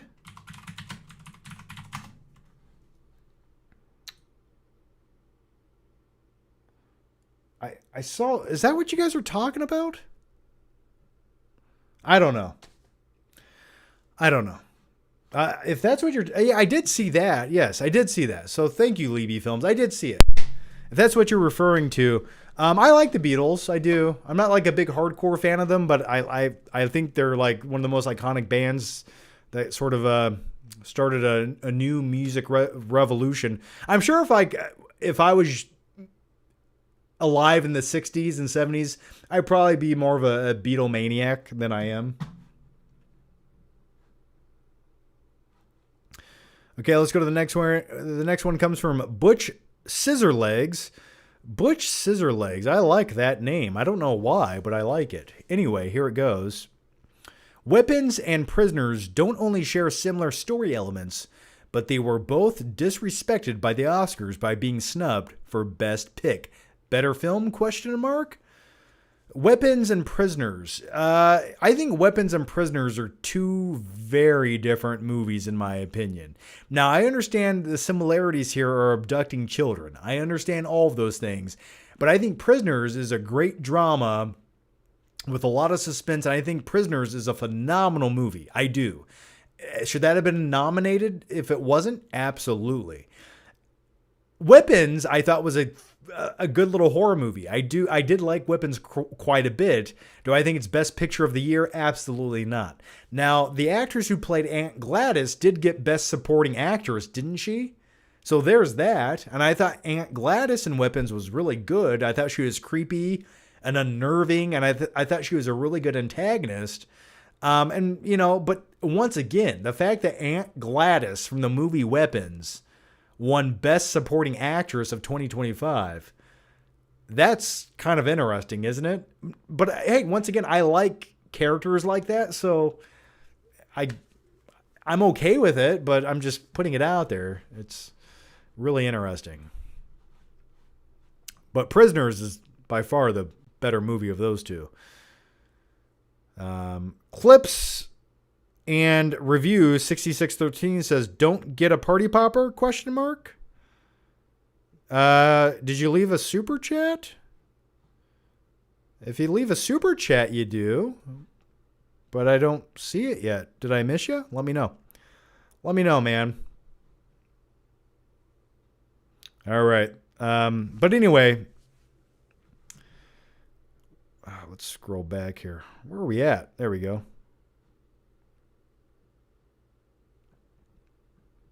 Sorry. Hang on. Here we go. Okay. But anyway, thanks for the question. Butch Scissorlegs. Party popper just for you. Ooh, got a little on the camera lens there. Let me take that off for you. Okay. You liked it. All right. Andy Kumar 2817 says, Ellen hosted the 2016 Oscars and gave out pizzas. Some claim pizza is the Epstein files were used as code for children. Weird stuff, man. It is weird stuff. You know, Ellen DeGeneres, I heard, was a complete asshole, and you could kind of tell by her like presence. She always seemed like just like the worst type of human being that existed. And I hope wherever she is right now, she's in a lot of agonizing pain. But anyway, yeah, it is kind of weird and creepy, isn't it? She's definitely one of those celebrities where you just know she has skeletons in the closet. And yeah, I always got weird vibes by Ellen. Just so fake and disingenuous. And everyone who's ever encountered her says she was just an awful, awful person. So yeah, I'm very aware of the Epstein files and the pizza code name. Also, there was like another code name for like beef jerky or something. Anyway, I have no doubt. That's what pizza means in the Epstein files. No doubt. And I have no doubt that Ellen DeGeneres partook in such things. All right, let's keep going here. But anyway, man, here's a party popper for you. And by the way, speaking of pizza, not code name for children, just pizza, and pizza alone. That sounds really good right now. Like a barbecue chicken pizza. Oh, and like some buffalo wings on the side with breadsticks and some cheese dipping sauce. Oh, God. All right. After this live show, I'm gonna get some pizza. Okay, we got one here from Jokerface501 who says, and by the way, Andy Kumar, did I give you a super chat? I don't know. I'm gonna give you another one, man. I don't know if I'm losing my mind. It's been a long day. Here it goes. Jokerface501 says, John, did you like Randy Orton's heel turn? Do you think he should beat Cody at WrestleMania? And also, John, top 3 favorite Metallica songs.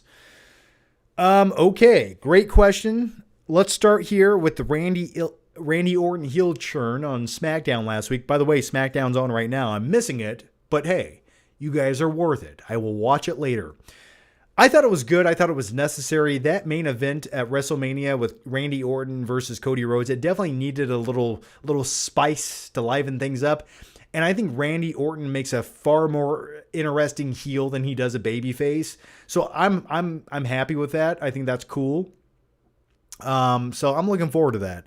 And speaking of WWE, Saturday night's main event is actually coming to Fort Wayne, Indiana. I think May 23rd or something like that. I just bought tickets yesterday for it, so I'm really looking forward to that.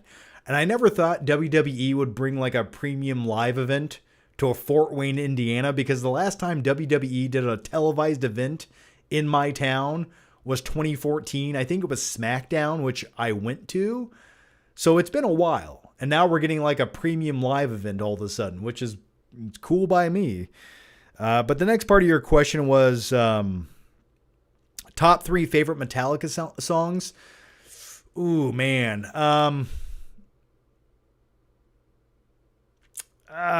Maybe Enter Sandman, Master of Puppets, and Sanitarium.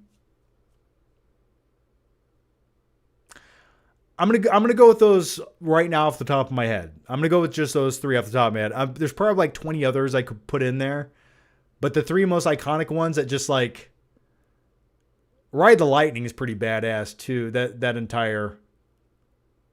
I'm gonna go with those. Oh, When the Bell Tolls. Oh man. Or For Whom the Bell Tolls. Sorry. I'm just gonna go with those 3. But my favorite all time is Master of Puppets. I like Sanitarium. Those are like my 2 favorites. Nothing Else Matters. Yeah, that's good. Fuel's really good, but Fuel's not like my favorite Metallica song. It's a good song, but like, it's never like the one that I think of like that feels like hardcore Metallica. Unforgiven, dude, there's too many, man. There's just too many. I can safely say not a lot of their newer stuff. I like Death Magnet had a few good songs on it, but that's about it. Let's go to the next one here, and the next one comes from... I will say this, though, speaking of Metallica, the opening of Zombieland played a Metallica song, which I quite enjoyed. Also, the best thing about the remake of Roadhouse with Jake Gyllenhaal was the Metallica song they're using in the climax of the movie when he's kicking Conor McGregor's ass. I thought that was kind of cool. Okay. Logan CD 1636 back again says, by the way, Joker Face, here's a party popper to your face.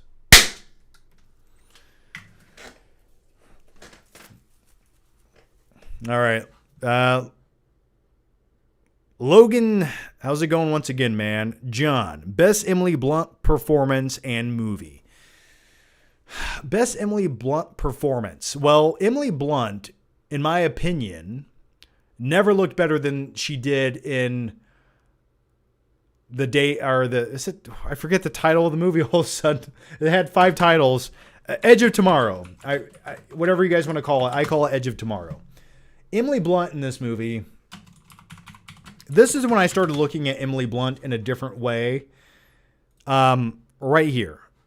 Just look at Emily Blunt right there, man. Top tier Emily Blunt. Just doing push-ups on the floor. I like me some Emily Blunt in Edge of Tomorrow. But favorite Emily Blunt performance. I thought her performance in this movie was pretty good. I thought her performance in Sicario was really good. I'd probably say those 2 movies. I'm trying to think. It definitely wasn't Devil Wears Prada. Oh, I thought, you know what? Emily Blunt does a really good job in the Quiet Place movies. Like, she kind of carries those movies, in my opinion. I thought her performance in the first one was great when she's giving birth. The second one, where she's sort of the leading role in the movie. So those are a couple good performances. But I liked her in Sicario quite a bit. Like, she's good in everything. I think she's like one of my favorite actresses working in Hollywood right now. Emily Blunt was almost Black Widow. Yeah, if Emily Blunt was Black Widow, I would be just as happy with that. Now, listen, I love me some ScarJo. ScarJo is great as Black Widow, but Emily Blunt, had she got that role, that would have been fine as well.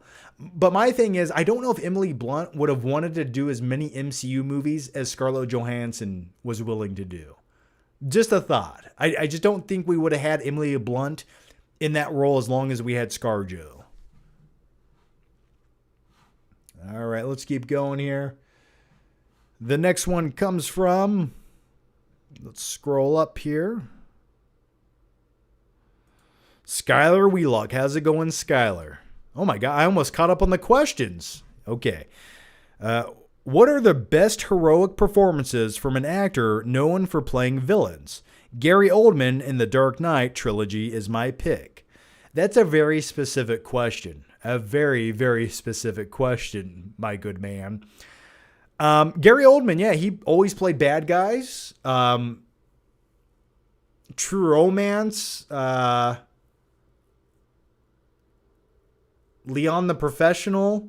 Yeah, Gary Oldman. Yeah, that's a good pick. But if you want to look at it from that same viewpoint, Christian Bale played Batman, but he also played Patrick Bateman in American Psycho.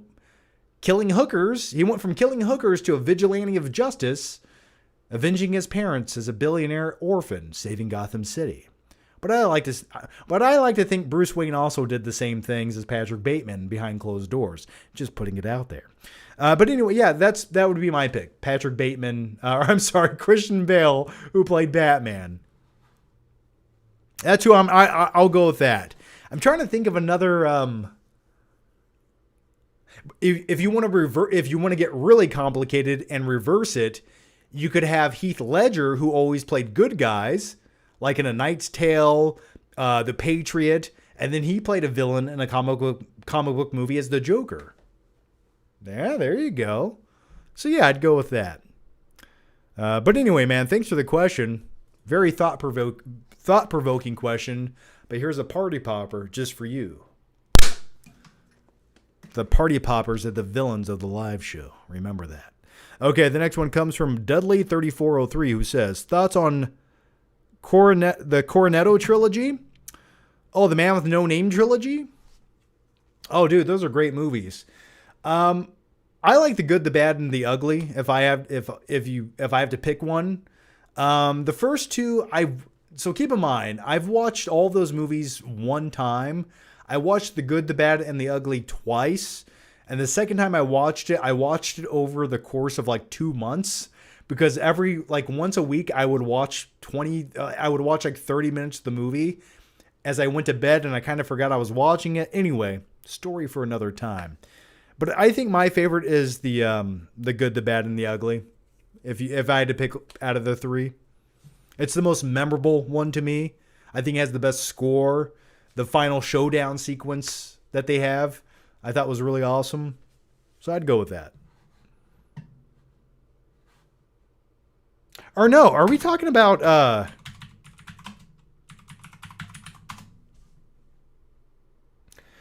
I'm sorry, you are not talking about. We're talking about two different things right now. We're talking about Edgar Wright movies. Okay. Yes. My gosh. What time is it? 10 o'clock? I've been up since 6 o'clock this morning. Please forgive me. My brain looks like SpaghettiOs right now.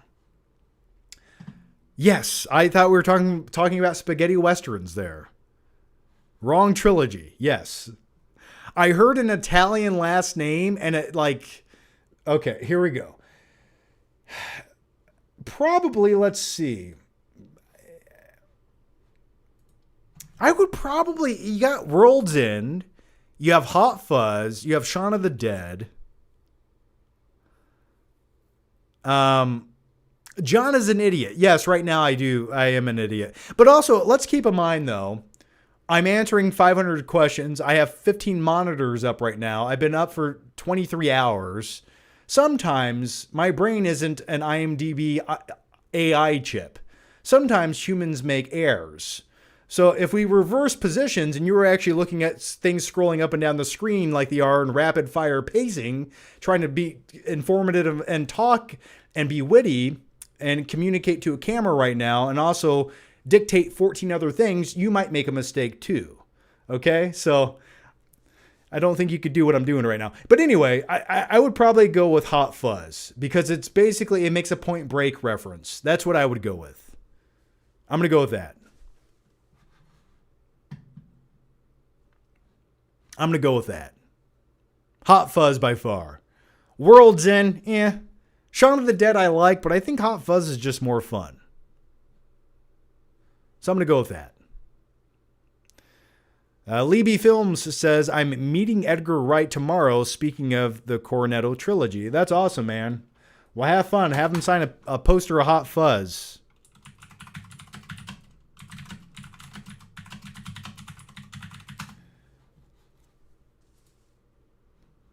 Yeah, I'm sorry. When you said Cornetto, I was thinking of Sergio Leone.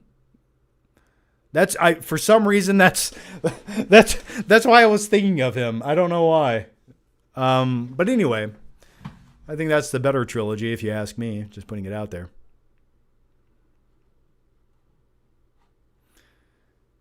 John needs sleep and pizza. Yes, I do. It's been a long day. And you know what? It's been such a long day. I'm going to put these glasses on. Lee B says, I'm having him sign my Baby Driver poster. That's cool, man. Awesome. Pretty cool. Do I think Kurt Cobain was murdered? I don't know. That's a great question. I mean, Courtney Love would have been the one to do it, so maybe. She does seem crazy. Hi, Jimmy Tatro. I'll take that as a compliment. He's a good-looking dude. Dustin Rich says, I know I can't do what you do, John. You're underrated. Dustin, I know you were kidding. I know you love me, Dustin. You'll never leave me. And I'll never leave you. Okay. Here's a party popper, Dustin. Open your mouth. And swallow it. It does this whenever it's told. John, did you watch Leprechaun on St. Paddy's Day? I did not. I didn't even have a drink on St. Paddy's Day, man. Listen, I started a new job this week. It's been like the longest week of my life, because I'll tell you something about me. I hate having to learn new things. I hate it. I hate it with a passion. It's stressful. It's draining. I hate not being super efficient and proficient at whatever I'm doing.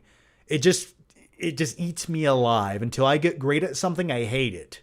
So, yeah, St. Patrick's Day, like, I forgot it was even St. Patrick's Day this week. Do I think Baby Driver aged well? I've always thought Baby Driver was just an okay movie. I know people love it. I think it's fun. It's easy to watch. It's enjoyable, but I never thought it was that great of a movie. Call me crazy. I think the love story in the movie is sort of underwhelming. I thought some of the chase sequences could have been cooler. I thought some of the music that they play could have been a little more, I don't know, it could have been something a little more suspenseful for what was happening on the screen. I liked the movie. I have never loved it. Do I think it aged well? I think it aged okay. I mean, the lead actor kind of killed his career. The lead antagonist of the movie also kind of killed his career. So in that sense, I don't know if it aged well. Yeah, you know, Kevin Spacey and what's the main actor's name? It doesn't matter. He'll never be in another movie again. Ansel something. Who didn't he try to date like a... Anyway. Alan Smithy, how's it going, Alan? How are you? Happy Friday, John. Cast Marty and Doc in Back to the Future remake. Not that we need a remake, but who you got? That's blasphemy. Even considering the thought of a Back to the Future remake, blasphemy. But anyway, here's a party popper. Well, speaking of Back to the Future, let me hold my DeLorean that just happened to be by my foot. And by the way, I do have my Back to the Future shirt on tonight. Marty! Hey, Doc, this is heavy.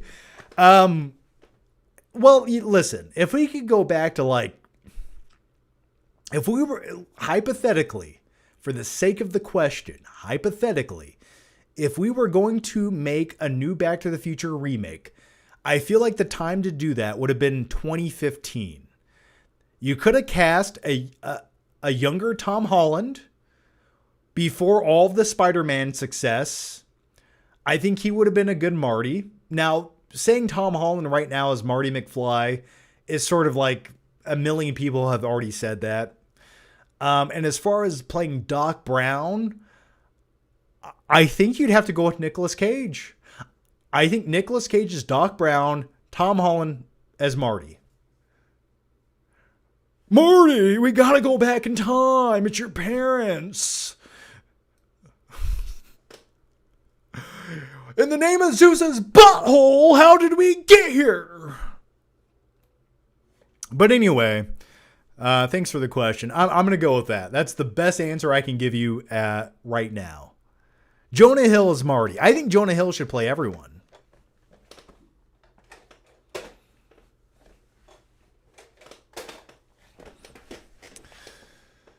That's a good Nick Cage. Do you mean that? Do you genuinely mean that? Or is it so shitty it's good? I will take either compliment. Thank you for that. 1.21 gigawatts. All right. I'd watch that for sure. Yeah, actually, it sounds like a good movie. I would watch it too. I think you could justify a Back to the Future remake if you cast Nick Cage as Doc Brown. I don't think a lot of people could get mad at it.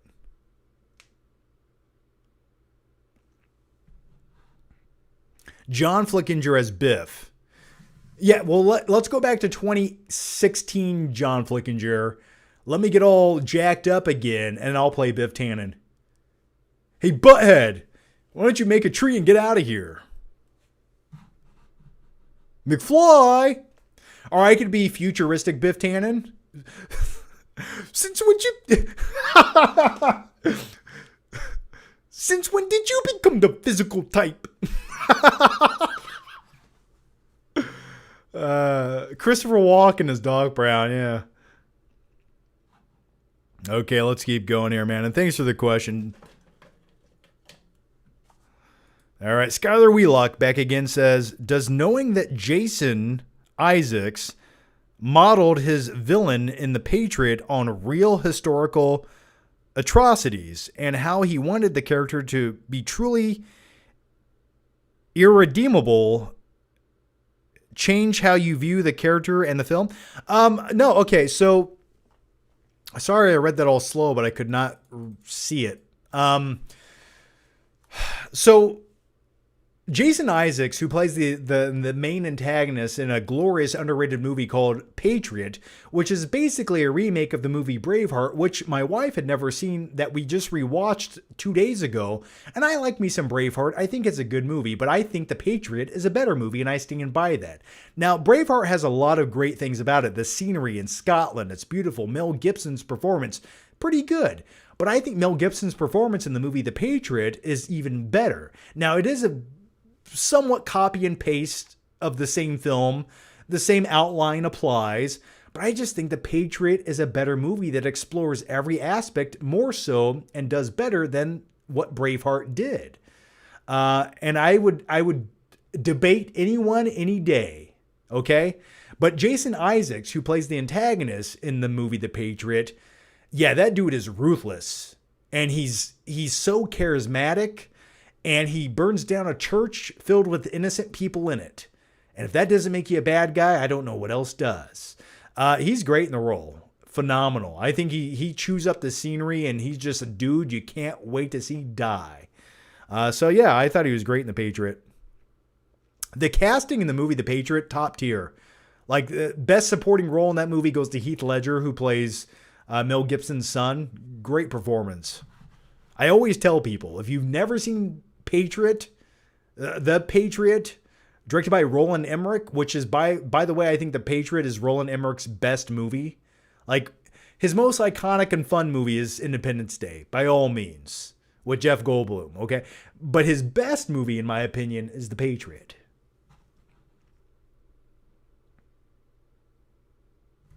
Jason Isaacs is the only bad guy in the movie. Well, I think everyone wearing a red coat is sort of a bad guy if you look at it. But yeah, he's the worst of the bad guys.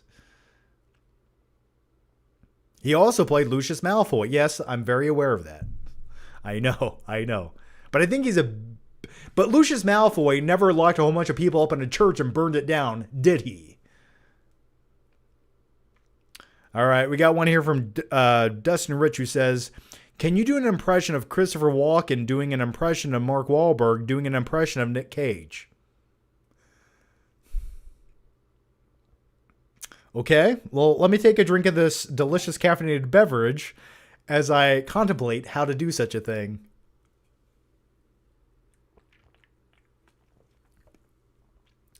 And no, I cannot.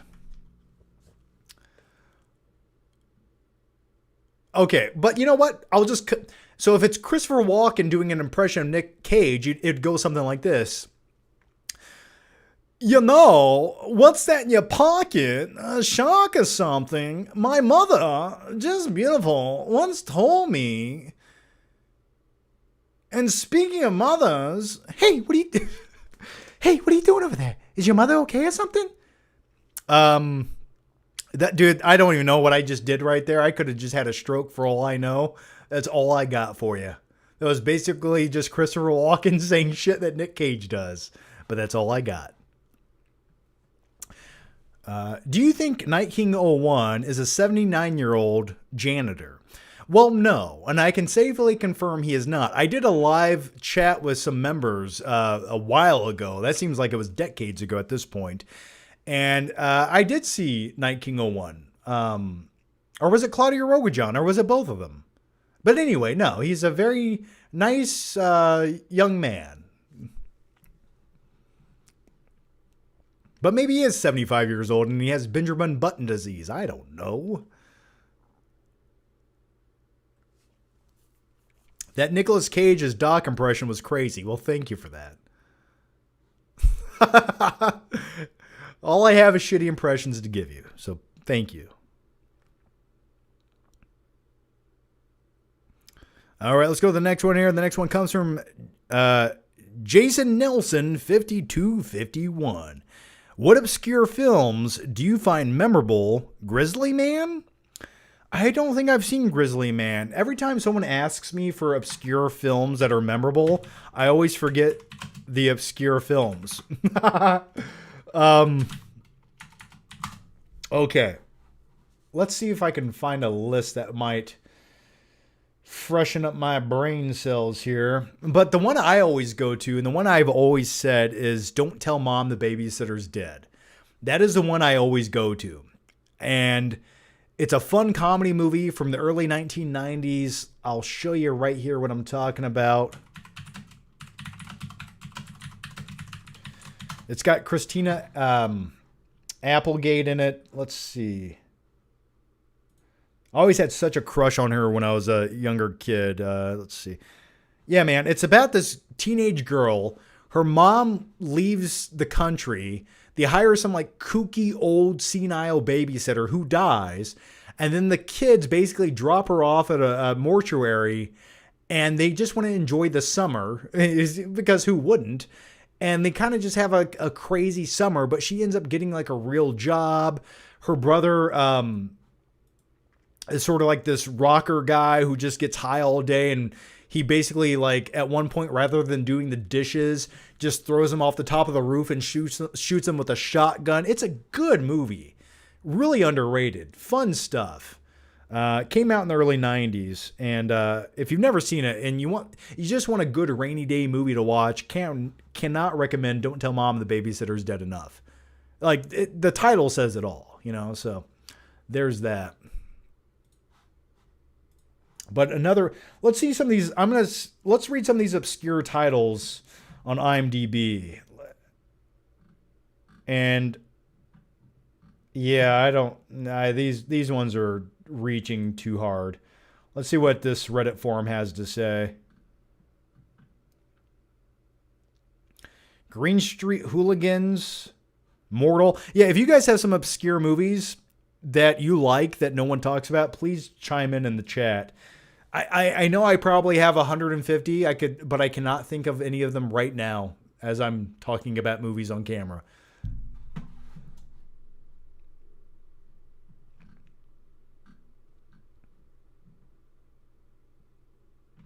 Yeah, these are not obscure movies. Someone put on their Frequency. That's kind of good. Yeah, that's kind of not a lot of people talk about. Let's see. Reign of Fire. Yeah, Reign of Fire is a good time. I've only seen it once or twice, but it's a good Matthew McConaughey Christian Bale movie. Yeah, I've never seen Grizzly Man. The dishes are done, man. Yeah.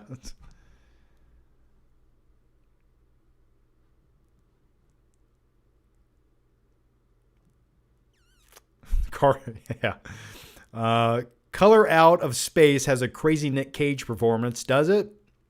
I think I watched part of that. That's when Nick Cage was doing Nick Cage has been doing a lot of like small independent art house, weird, kooky movies over the last like 6, 7, 8 years. The Stoned Age. I don't think I watched The Stoned Age. I mean, I know it's not really obscure, but it's another movie I quite enjoy watching every once in a while. It's another comedy movie. Like Detroit Rock City with Edward Furlong that came out in 1999 is like a really fun movie. It's like a road trip buddy movie. I've always enjoyed it.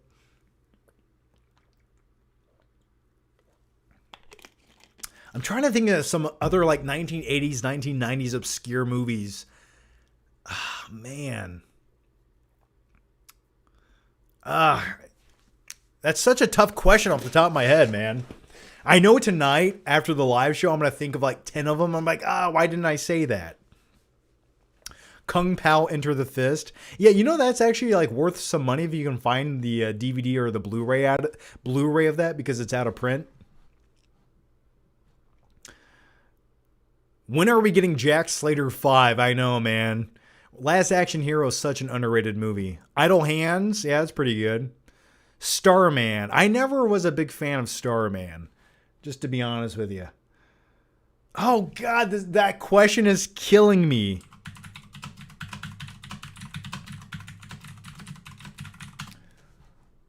I wish I could find like a list somewhere just to kind of refresh my brain.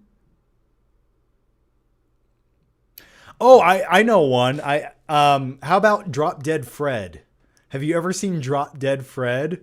That's peak 1990s weirdness.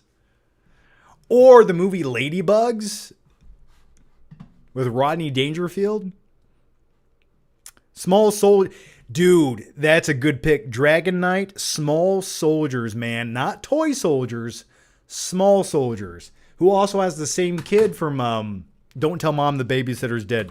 That's a great pick. Thank you. I was trying to think of like other 90s movies. No one. Oh, you are talking about the toy one. Who cares about that? No, Toy Soldiers. That's the one I want to talk about. It's kind of odd that Toy Soldiers isn't about toys, but Small Soldiers is. Okay, anyway. But nevertheless, you reminded me of this movie.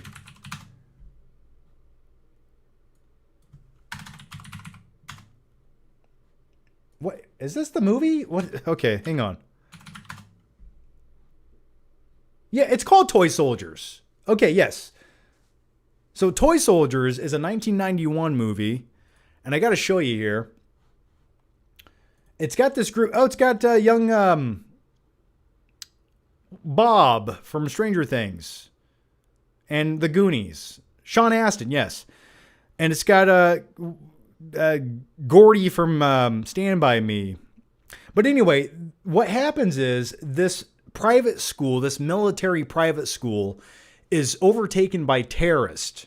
Okay? And you have this group of kids who are just like a group of like teenage boys who like to drink and they do all these weird things and like, like Sean Astin's character basically like sells bottles of vodka, but he makes it look like Listerine so they can hide it in their dorms. But anyway, this private school is overtaken by terrorists, and these group of kids sort of have to come together and come up with this game plan to save the day. And it's a really cool movie. I could almost see them remaking this to some degree. Like, I think there's like, you could remake this movie in modern day times, and I think it would be pretty cool. But if you've never seen Toy Soldiers from 1991, highly recommend it. Really obscure movie. No one talks about it. I'm going to go with that. There you go. I knew we'd come up with an answer. Okay. I feel good about that. Someone said Black Dynamite, Courtney, never seen it. Cube, Dark City, Sphere. Oh, kids. Man, we said obscure, not depressing. Okay, come on. Event Horizon, yeah, those are some good 90s movies. Deep Blue Sea, that's a great movie not many people talk about anymore. No Escape with Ray Liotta. Sleepwalkers, yeah. Okay. All right, let's keep going here. I'm trying to think of another weird 80s movie I watched.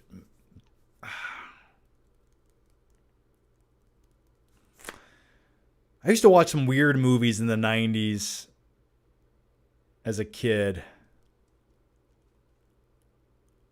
Yeah. All right. Eraserhead. Yeah, those are good. Okay, let's go to the next one here. And thanks for the question, man.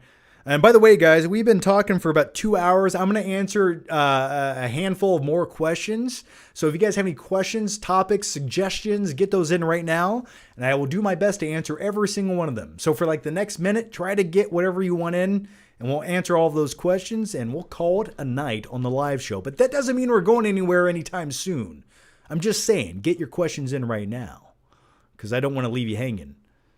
Dustin Rich says, I tried rewatching Last Action Hero because of you, John. It sucked. Just as hard as the second time. Blasphemy. Don't you ever say that here in the live show. Last Action Hero is underrated. It was ahead of its time. Now listen, in all fairness, it does kind of drag out in a few places. I do agree with you. It does go off the wall a little too much. But I will say this. The first act of Last Action Hero, where you have young Danny living in shitty New York, where he's going to see movies at this dilapidated cinema, and then he ends up transported into the movie itself. I thought that was great. Oh, another movie, another obscure movie no one talks about is a movie, and I remember this because I think it came out the same year as Last Action Hero, was Blank Check. A Disney movie about a young boy who gets a blank check from a criminal. He ends up buying a house with all the fun toys you could ever imagine, go-karts, arcade machines, and then he starts dating some chick who's like 20 years older than him, who happens to be an FBI agent, and then they kiss. And that's okay. Just putting it out there. Okay. Anyway.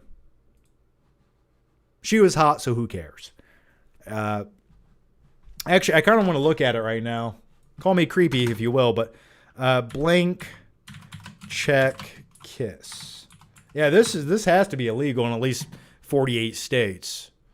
Like, look at that. I mean, like, look, by all means, like, if I was 9 years old, I'd let her kiss me, but, like, slightly illegal, right? It's got to be illegal.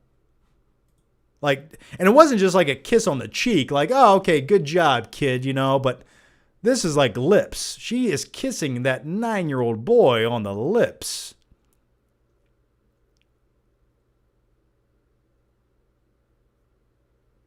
I don't know. Can't do stuff like that anymore. That would never be in a movie again. And like they even run through waterfalls together. Like, it's kind of weird, man, the amount of attention she gave this young boy. I'm just putting it out there. But he was a millionaire.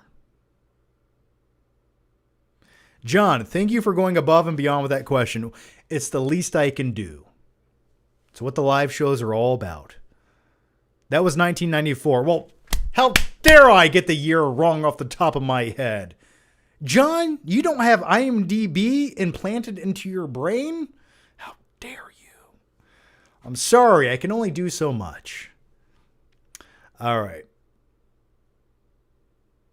The kid's got game. No, the kid had $1 million. That's why.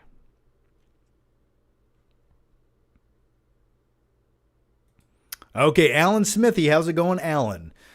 The Guard with Brendan Gleeson and Don Cheadle is a fantastic, obscure movie. It's funny as hell. Mark Strong and Liam Cunningham as the villains. The Guard with Brendan Gleeson?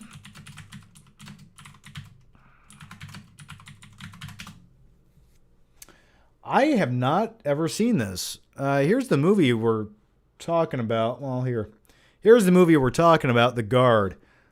I've never seen that. I like me some Brendan Gleeson. He was just in, I just saw him in Braveheart. Yeah, I've never seen The Guard. Let's see, it's got a 7.3 on IMDb and a 94% on Rotten Tomatoes. Okay, well, it seems conclusively like most people agree it's pretty good. What's it about? A vulgar Irish cop and a straight-faced American FBI agent uncover police corruption among the former superiors while probing a drug trafficking ring. Okay. Sounds kind of cool.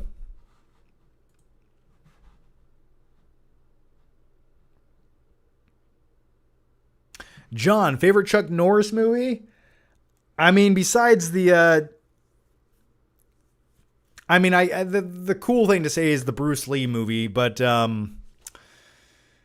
Chuck Norris made a lot of shitty movies. Walker, Texas Ranger would be some of his best work, and just some of the shit he would say in that, I remember. But favorite Chuck Norris? Probably Sidekicks, man. I don't know. Let's see. Chuck Norris movies. he was just in so many shitty movies. I'd probably go with Sidekicks. I'm honestly, that's the one I'm going with.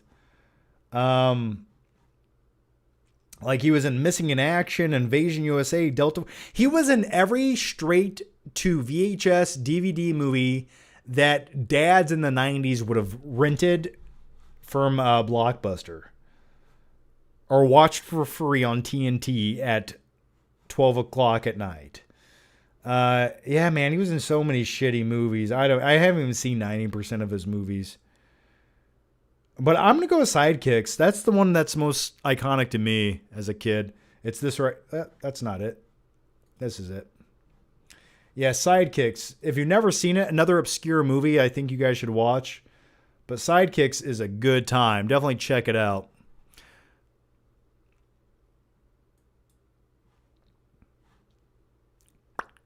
Okay, the next one comes from, and by the way, thanks for the question, man, and I'm going to give you a party pop. There you go. Thank you, Alan Smithy. Chuck Norris never made a shitty movie. His movies cured diseases. That's fair enough. Remember Conan O'Brien's Walker Lover? Yes. So on Conan O'Brien, many of years ago, every once in a while, Conan O'Brien, as one of his skits, he would pull a lever where it would play one random scene from Walker, Texas Ranger. Just the most obscure, obscene scene from the show. Like it was like one scene was him kicking a guy out of a window and he fell into a vat of acid. The other scene, and my favorite scene, and the scene I think we should all talk about was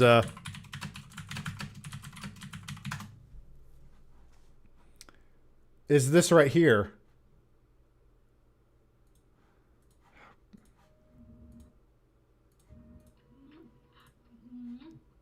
Okay, let's all get everyone.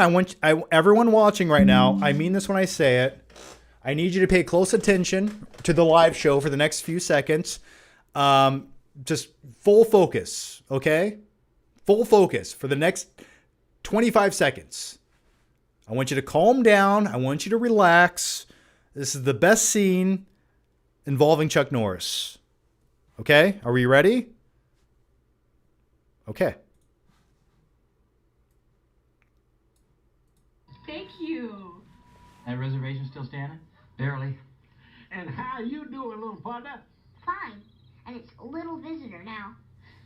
Attaboyoli's how you say it in Cherokee.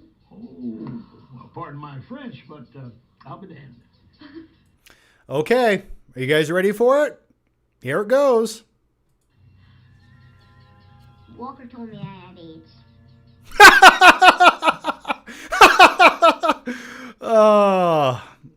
He said Walker told him that he has AIDS.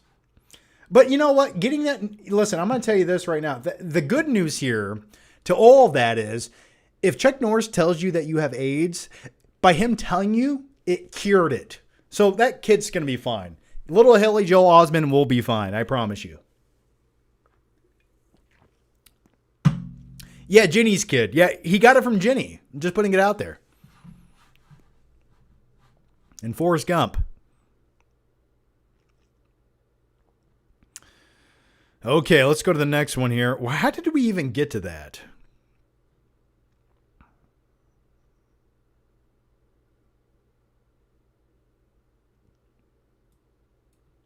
The next one comes from Skylar Wheelock, who says, what are your thoughts on Tom Cruise starring in the Miami Vice reboot as the villain by Joseph Kosinski? I bet there's going to be an epic boat chase scene. Oh, dude, yeah. I did not know Tom Cruise. Is that true? Tom Cruise is playing the villain?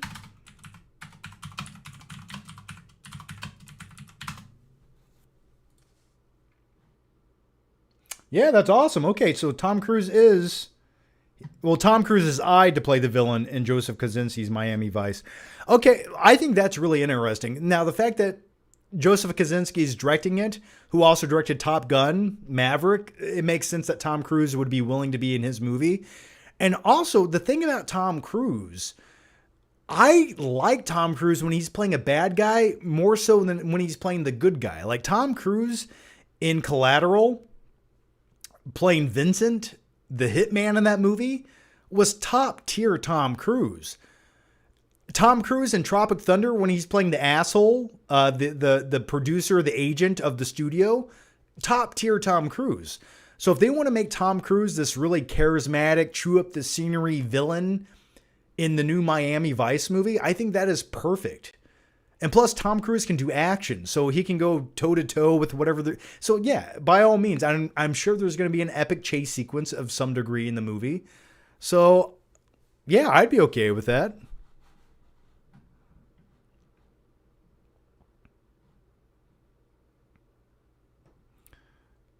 Okay, Jennifer, stop spamming the chat.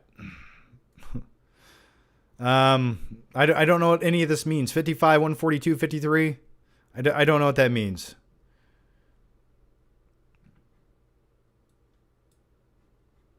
But it does mean, let's see here.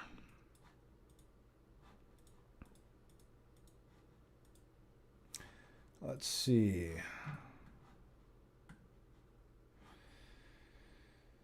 Oh, it does mean that you will be gone forever. I'm sorry. Bye-bye. All right. Okay, you don't spam the chat. Okay? I'm Willy Wonka, and this is my chocolate factory, and you will do as you're told. It does this whenever it's told, or else it gets the lotion again, and you will be on timeout. Or else you will get a spanking. If I had a well, I'd put you down in it. I'd leave you there for 4 days and starve you. And when I was ready, I'd pull you out of that well and cut you up and make a lampshade out of your nipples. Don't you ever spam the chat again. Do you understand me? Okay, let's move on. But anyway, that sounds cool. Tom Cruise playing the villain. All right, the next one comes from Night King 01, who says, do you usually double feature Braveheart and The Patriot since they are literally copycats? I don't typically double feature them. No, I didn't double feature The Patriot with Braveheart. I'm just saying I watched them within the last month or so. No, I don't double feature them. But my wife even agrees that Patriot is the better movie. It just explores all the concepts a little deeper. Okay, Night King 01 back again says, John, 2 legitimately good Chuck Norris films for you. Lone Wolf, McQuaid, which is what Walker, Texas Ranger is supposed to be a sequel to. Great 80s action film. Also, Code of Silence, directed by Andrew Davis, who did The Fugitive. What is it called? The Code of Silence? Now that sounds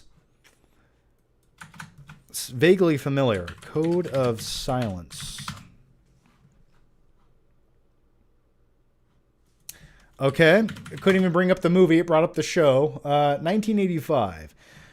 In Chicago, honor is driven by Sergeant Eddie Cusack, Chuck Norris, and his team stake out a drug exchange involving notorious drug... Okay. You know what, man? I think I've seen this. I think I've seen Code of Silence.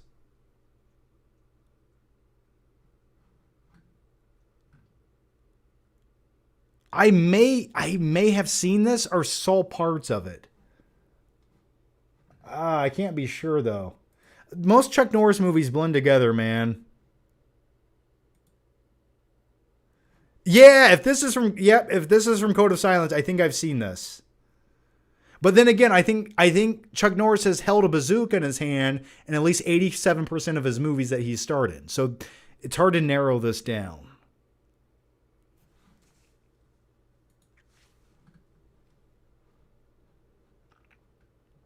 Skylar Wheelock says, did you get to the cool Project Hail Mary popcorn bucket helmet? Oh, the Project Hail Mary popcorn bucket with the helmet. I didn't buy it, to be honest with you. I wanted to. I just... Having a space helmet on my shelf, I don't know. You know, I don't know. I don't know if I need that on my shelf. And plus, I was hoping I would love the movie a little bit more than I did. I think if there was a popcorn bucket of the character Rocky from Project Hail Mary, I think that would have been kind of cool to own, but I did not buy it. Logan CD says John's favorite frozen pizza is Red Baron. That's not true. That's not true at all. My favorite frozen pizza is probably Tombstone. It's cheap, it's effective, but it always hits the spot. It's the perfect consistency of like preservatives and cheese that has probably been made in a factory in 1995 that will never go bad, but it's always delicious. Yeah, Tombstone. Yeah, somebody got it right. Yeah, James got it right. Thanks, James. Yeah, now listen, Jax, if you're really cheap and you just need something to eat on that tastes slightly better than cardboard, that tastes like cardboard with cheese on it, a Jax Frozen Pizza will always do the job. Favorite NBA team? I don't care. Don't watch them, don't care.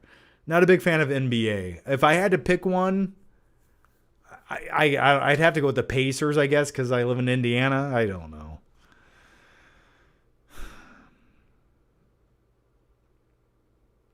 The Devil Wears Prada popcorn bucket looks ridiculous. Okay, we're going to look at this. Is it like a high heel or something?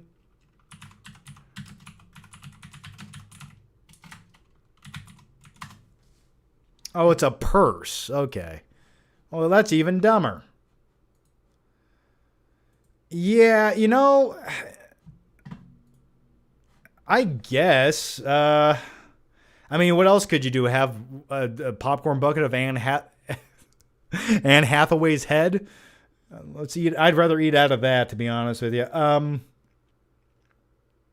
that's boring. Cool. They've gone too far.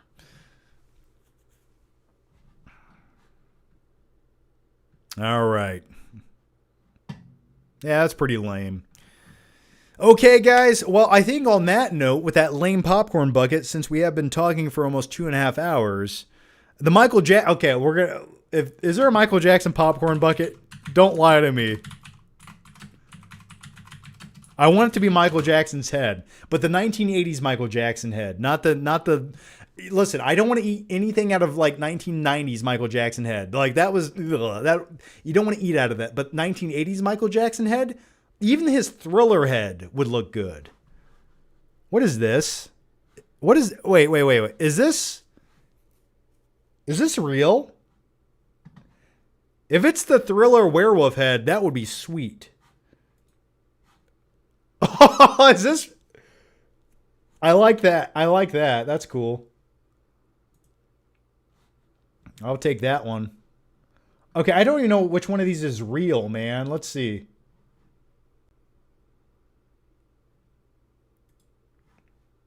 Is it just this hat? That hat kind of sucks, man. That looks like a cheap Dollar Tree hat that you would buy.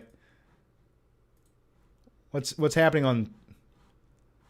Dude, I'd rather have the shoe. I'd rather have the shoe bucket. I don't know. I don't know what's fake and what's real anymore. I don't know. Dude, the jacket looks pretty sweet. There's no way you could eat popcorn out of the top of it. But the cup with little Michael Jackson on the cup? Hell yeah, I'd buy that.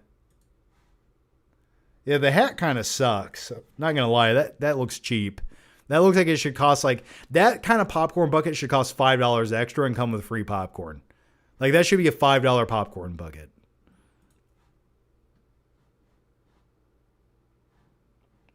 Anyway, Roger something. Thank you for the Batman emoji nipples. It looks like Corey Feldman's mouth.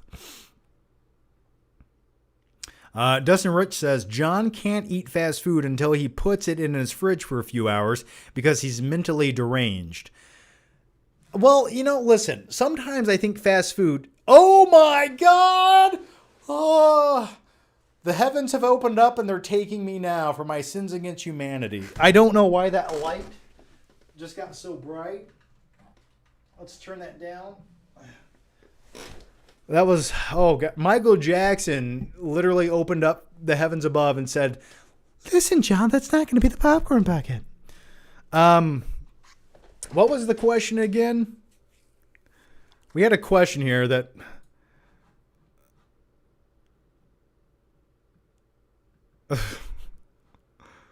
Oh, John. Oh, yeah. Something about, yeah, I put listen, the safest way to eat fast food, because they spit in, everyone that works in fast food spits in your food. So the safest way to kill all the bacteria in your fast food, you take it home, you put it in the fridge for an hour, go take a shower, go do some chores, send some emails, what have you, come back to it, heat it up in the microwave. It'll kill all the bacteria. When it gets cold, it kills the bacteria. When you heat it up in the microwave, it kills the bacteria. So it's a double dose of killing all the bacteria in your fast food. I'm telling you right now, it'll save your life. That has not been scientifically proven. That's just from me to you. But I stand by it. Oh, God. Yeah. I'm blind now. You know what that looked like? That looked like in Terminator 2 Judgment Day when they dropped the nukes and it just turns into a bright flash before everyone's disintegrated. That's what that looked like. And I think on that note, I think I'm going to wrap up the live show right there. But I do want to say thank you guys for watching. Thanks for hanging out with me on this Friday night. John, go get some Culver's. Well, I have some leftover Subway in the fridge right now that I cannot wait to reheat in the microwave, oddly enough. But as always, guys, thanks for watching. Thanks for hanging out this week. Like I said, if you guys want my review on Project Hail Mary, the review is over on the Flickpick channel. Go check it out if you want to. Or if you missed last week's live show, definitely go check that out. So take care, guys. Have a good weekend. Have a good Friday. And I'll see you guys next week with a brand new live show. And I have another couple videos on the way, so look out for those as well. Have a good night, Johnny. Thank you, Roger. Thank you, Logan CD. Thank you guys so much. It's been an honor. And one more party popper before I go. 3, 2, 1. Okay. Good night, guys. See you next time. Bye-bye. And like the video if you want. If you want.